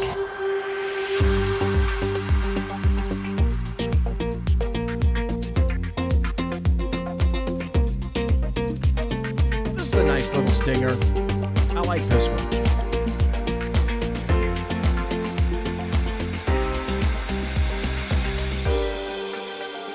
Nice to just listen to. I created that for the Sackheads Against Tyranny show, and because I created it and I own the rights to it, I thought, well, screw it. I'm going to use it for my show, too, as well, while I'm here. Hey, I bought it, okay, so I can use it. I'm the owner of that thing. But I'm not an owner in SHR. I just should tell you that the two original owners are still there. That's Sackhead Sean and Sackheads Clint. And then, just when you thought that things were going well, can you imagine you bought a ticket and you sat down and then something like this happened? Welcome back to Fox and Friends First. Horror and panic in the skies when an engine explodes minutes after takeoff. One woman nearly sucked out of a broken window is dead this morning. Now, the NTSB now trying to figure out how in the world this happened, what went wrong. Jackie Vanya is here now with the horrifying firsthand accounts. Good morning, Jackie. Hi, Heather. Good morning. This is absolutely horrifying. As you said, investigators now pouring over the blown engine as Southwest rushes to inspect their fleet. Tragedy striking the doomed Southwest flight shortly after takeoff from New York's LaGuardia Airport. The plane heading to Dallas when the engine blew, sending debris smashing into a window. Passengers trying to stop a woman from getting sucked out as pilots made an emergency landing in Philadelphia. Engine severe damage, engine failure, and exact tons of fuel. Part of the aircraft missed you, so we're going to need to slow down a bit. The woman, identified as Jennifer Reardon of Albuquerque, New Mexico, did not survive. She was a mother of two and an executive at Wells Fargo. Nearly 150 passengers and crew members shaken as they walked into the tarmac. Some didn't think they would survive. As the plane was just going down, we literally just felt like we were just falling from the sky. I looked to my left and the engine's just totally done. NTSB's preliminary examination shows evidence of metal fatigue on the engine and that a fan blade was missing. Part of the broken engine recovered 70 miles west of Philadelphia. Southwest pilot Jamie Jo Schultz now being hailed a hero for safely landing that plane. She was one of the first female fighter pilots in the U.S. Navy. This is the first deadly commercial airline accident in the U.S. since 2009. That's a pretty damn good record, if you ask me. The first fatality in the U.S. for local carriers since 2009. That's pretty amazing. So she got the name wrong of the pilot of that plane. It was Tammy. Hello, Tammy Jo Schultz. And Tammy is 56, the pilot of that. The plane was at about 32,000 feet when the window was blown. What happened is that the engines were made by CFM. I happen to know that. And they weren't made by Pratt & Whitney or GE or local engine manufacturers. Let me just throw that in as part of the story. Around the cowl, because this has happened before, an excellent example would be United Flight 232, if anybody remembers that, back in either 1988 or 1989. There was a DC-10, a tri-holer, that was coming into Iowa. This was the plane that was captained by Al Haynes, and there were 3 people in there, and one of the guys was working the throttle to make that come in. And unfortunately, when they attempted to land in Iowa, the plane came in, cartwheeled, and a lot of people were killed, and a shocking number of people actually survived that. But what happened is one of the engines in the DC-10 exploded, and the shrapnel from the fan blades went through the cowling and into the fuselage of the aircraft and essentially severed the first, secondary, and third system hydraulics of that particular aircraft. Since then, engine manufacturers around the cowls have attempted to armor the cowls so that if something like this happens, they throw a fan blade, that the bulk of the detritus and the material, the metal that's thrown at a massive, massive RPM is caught within that cowl. Unfortunately, this didn't happen. And I make mention of this for a couple of reasons. Number one, if I had time, I was going to do happy stories and good times. A woman died, and yet the captain of this particular plane was absolutely awesome. I'm going to play some audio for you in just a moment to show you the remarkable calm of this woman, who was one of the first FA-18 pilots, female pilots, in the Navy back in the 90s. And apparently she's kept that badass attitude, and it shows up in the cockpit. And it's yesterday, I believe it was. Absolutely incredible. But is there anyone within the sound of my voice listening in the chat room or listening in podcast who has not at one point on a flight, sitting not in an aisle seat, but in a window seat, have you not theorized or asked yourself at least once, I wonder what would happen if that window blew out? And if you ever have nightmares about aircraft, the exact same thing that happened to that poor woman, I should imagine that there are a lot of people right now thinking, I've had nightmares about that, because essentially this is what happened. A metallic piece from the thrown engine part, the fan blade, happened to go through the cowling, through the armoring, and into the fuselage. And in the greatest bit of terrible fate for the woman sitting in the window seat there, it shattered that window.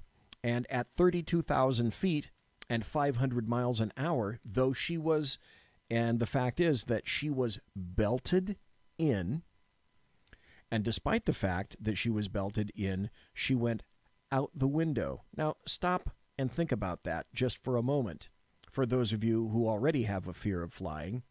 But I will be the first to admit I've thought about something like this. Average human shoulders will not go through that window. Average male shoulders will not go through that window. And despite the fact that she had her seatbelt on, she went through that window. There were 2 people inside the aircraft who ran and attempted to pull her back.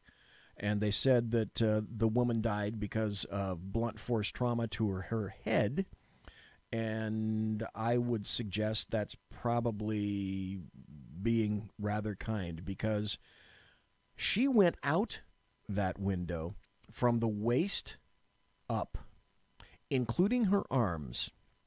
And so you could imagine at 32,000 feet, at 500 miles an hour, what would have happened when they pulled that poor lady inside the aircraft. It was rather amazing that perhaps more pieces didn't hit more locations on the fuselage and or break even more windows. And if that's not a nightmare scenario for people who fly, I really don't know. I have some audio, and I want to play this now. This is about a minute and 15 seconds. And I want you to listen how calm 56-year-old pilot, Southwest pilot, Tammy Jo Schultz was. Southwest 1380, you'd like to start turning inbound. And Southwest 1380, just start turning southbound there. There's a Southwest 737 on a 4-mile final. We'll be turning southbound. Start looking for the airport. It's off to your right and slightly behind you there. And altitude is your discretion. Use caution for the downtown area. Advise you maintain at above 2,200 for the MPA. Okay, could you have the medical meet us there on the runway as well? We've got injured passengers. Injured passengers, okay. And is your airplane physically on fire? No, it's not on fire, but part of it's missing. They said there was a hole and someone went out. I'm sorry, you said there was a hole and somebody went out? Southwest 1380, it doesn't matter. We'll work it out there. So the airport's just off to your right. Report it in sight, please. In sight. Southwest 1380, airport's in sight. Southwest 1380, you're cleared. Visual approach 27 right. Contact the tower on 118.5.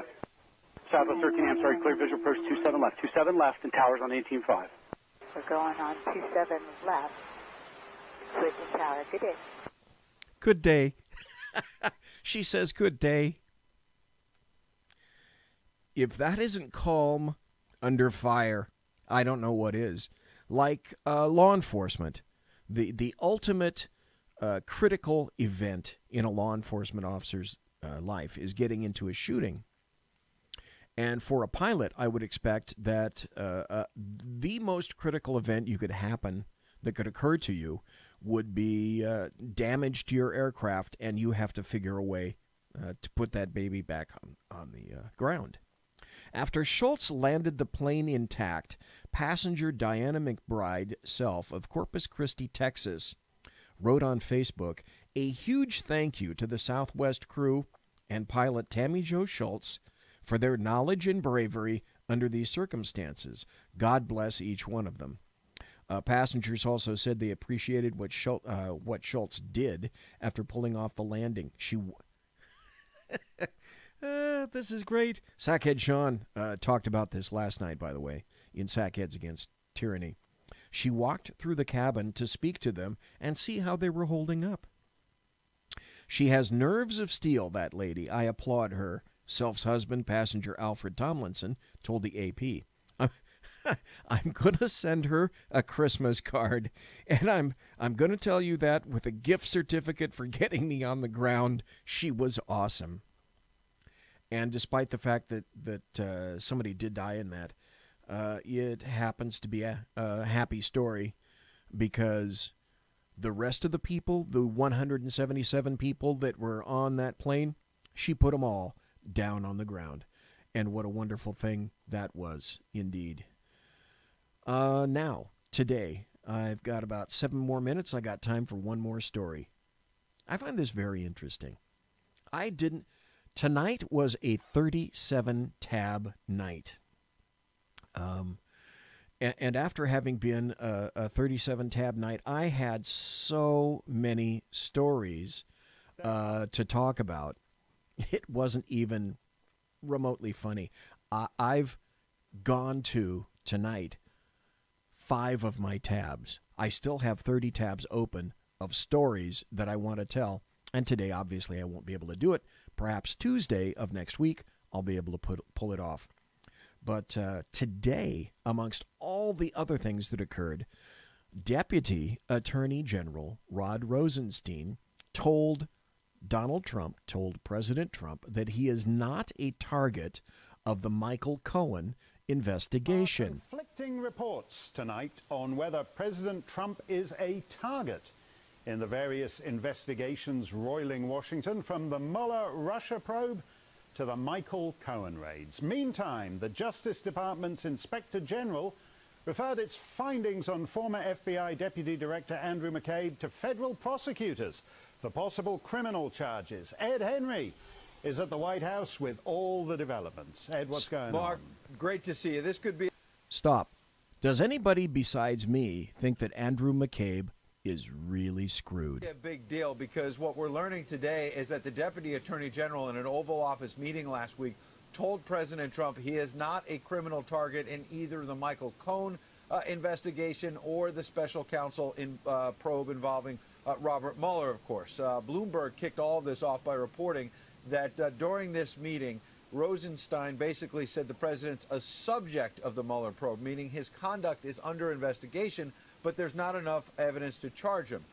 Okay, stop. I'm going to have a very important question for you at the end of this soundbite. Rosenstein was repeating this for the first time since Cohen's office and home had been raided. And Fox News is specifically hearing Rosenstein also told the president he's not a target of that Cohen investigation in New York either. But Mueller, it's important to note, has not ruled out making the president a target at a later date based on evidence that could emerge. The same could happen in the Cohen investigation, which explains why tonight the president has now added to his legal team. You see him there, Rudy Giuliani, the former New York City mayor, former federal prosecutor. He's been sharply critical of the FBI for going light on Hillary Clinton but attacking the president.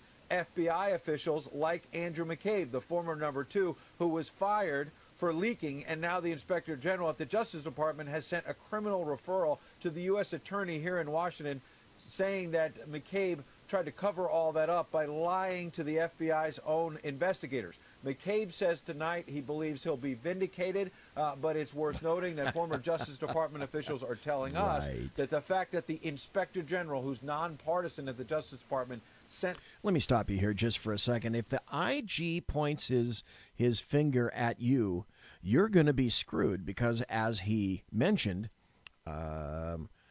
this guy is nonpartisan. So the question I'm going to continue with this soundbite to the end of the show, but the question that I have for you is, do you believe any fucking thing that Rob Rosenstein said? Remember this critical piece of evidence, and this is fact, not supposition.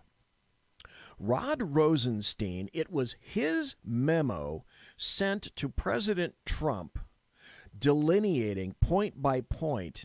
It was his memo that led to President Trump saying that he needed to fire James Comey, because in that memo, Rod Rosenstein delineated all the reasons that President Trump had to fire James Comey. Then it was, after having done that, Rod Rosenstein who approved and appointed Robert Mueller to go after President Trump. This criminal referral, it carries a lot of weight, and that's why the president tweeted a few moments ago that maybe James Comey and Andrew McCabe are getting a dose of their own medicine. Mark? Yeah, that's pretty amazing news, Ed. Thanks for that. Chris Swecker is the was the executive assistant director of the FBI. He's not one of those who's under criminal referral.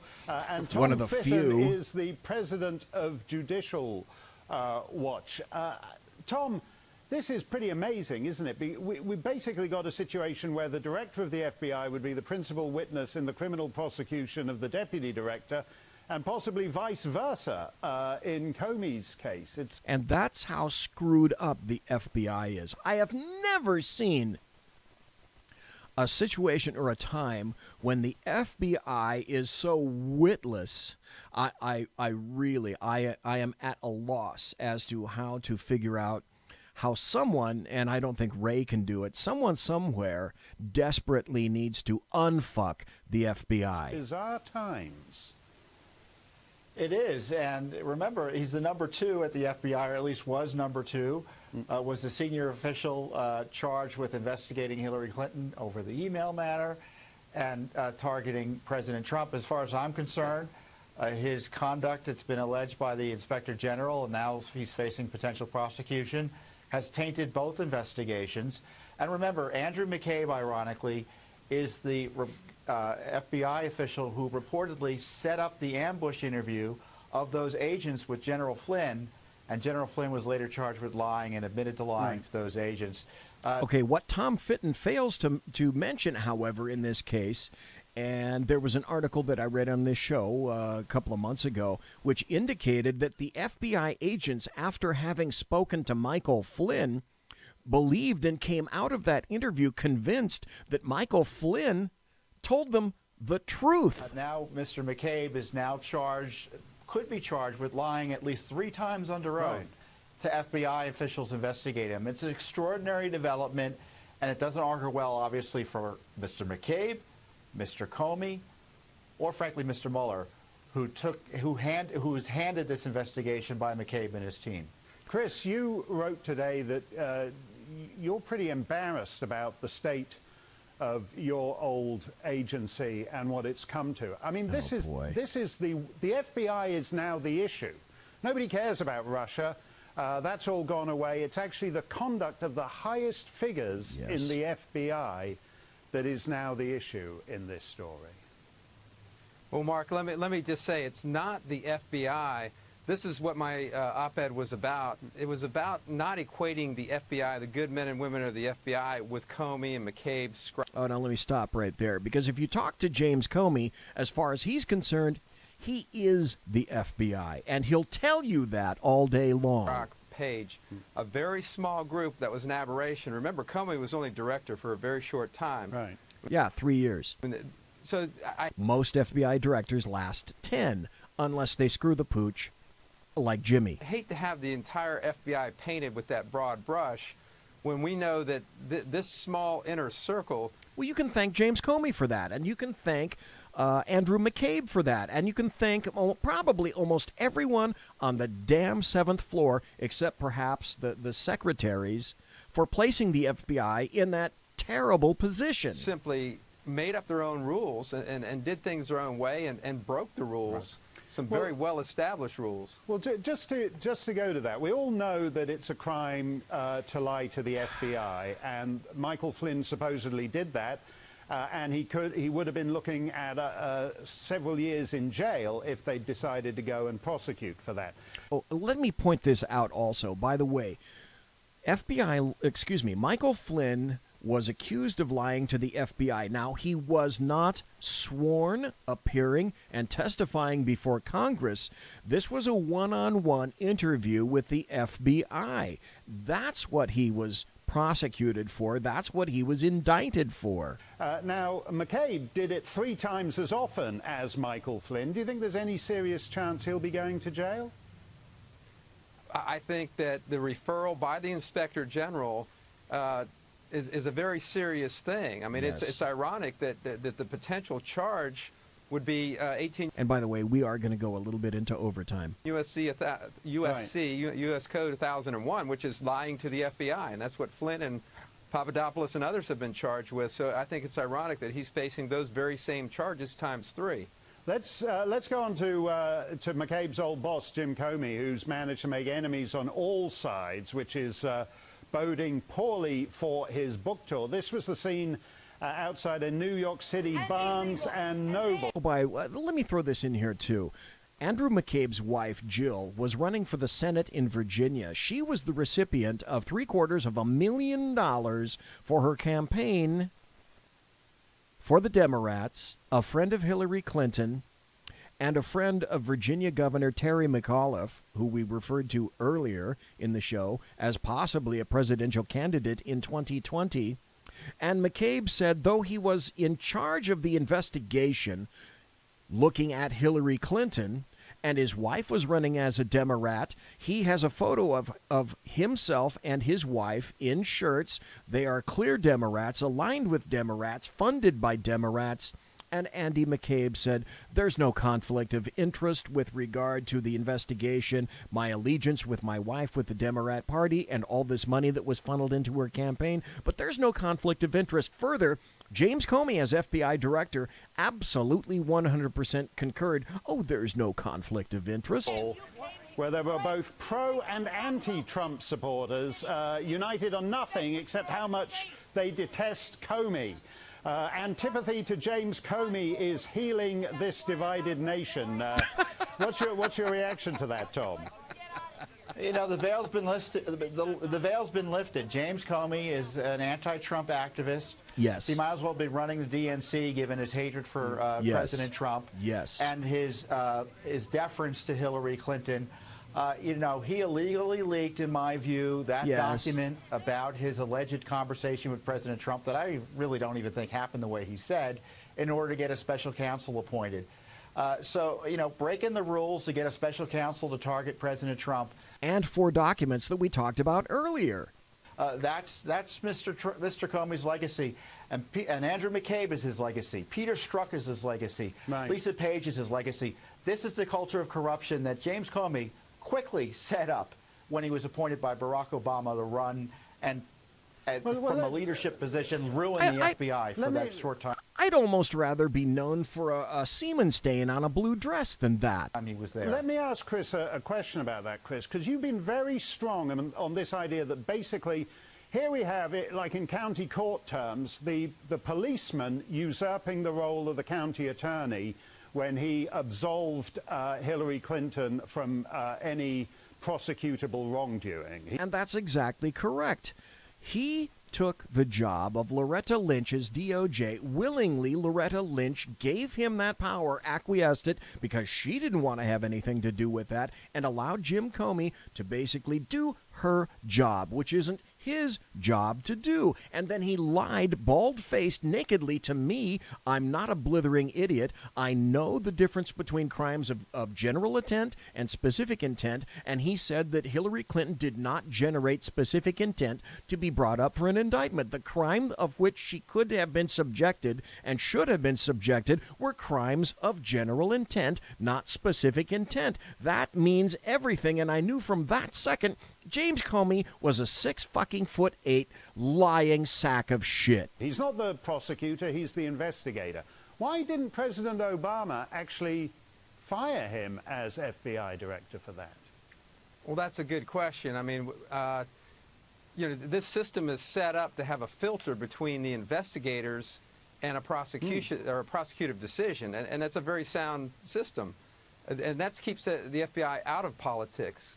In this case, he thrust them directly into politics, sort of a thumbs-on-the-scale investigation, a non-investigation with Clinton, and then a pretty push-the-envelope investigation on the president. Now, I'm in favor of an all-out investigation. If you're going to investigate and it's fully predicated, go at it. In this case, they did not. And I think that fit in with the whole agenda there. Lynch clearly, the Attorney General clearly was in the camp for Clinton, was running some interference for her, and that's what Director... And I can tell you why it all happened when we wrap up this audio cut. Former Director Comey cited as the reason he bypassed her, but I can't, you know, you can't do that. You can't do that differently just for her. Gentlemen, you know, this is a system that has rules, and he should have followed the rules. No, that's a good point. Equality before the law. I have dim memories of that. And that's true. By the way, I like Mark Stein. I really like listening to Mark Stein, as do we all. But the reason that this occurred, and everyone probably knows it, is that there was one expectation, and one expectation only, on November 8th.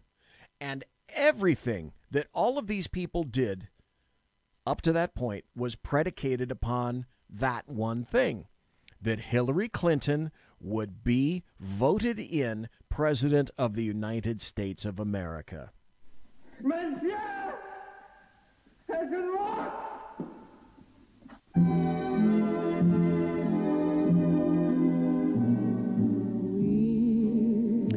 And here we go.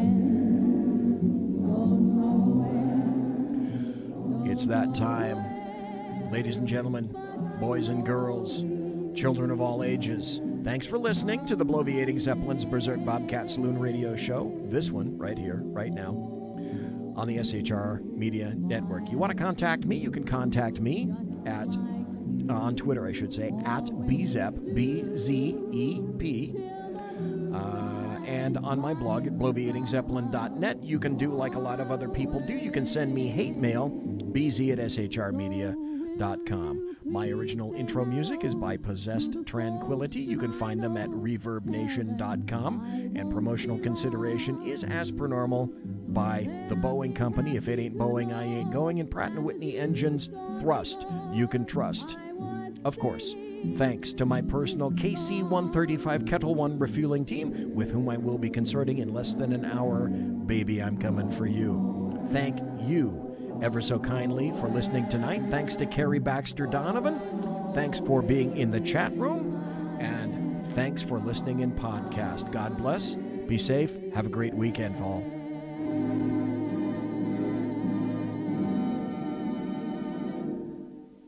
Everybody quiet down now and get some sleep. Good night, everybody. Good night, Mama. Good night, Ben. Good night, everyone. Good night, Mama. Good night, Daddy.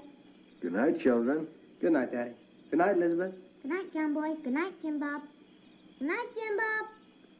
Good night, Jim Bob. What's going on? I was asleep. What's everybody doing? Good night. Good night, Jim Bob.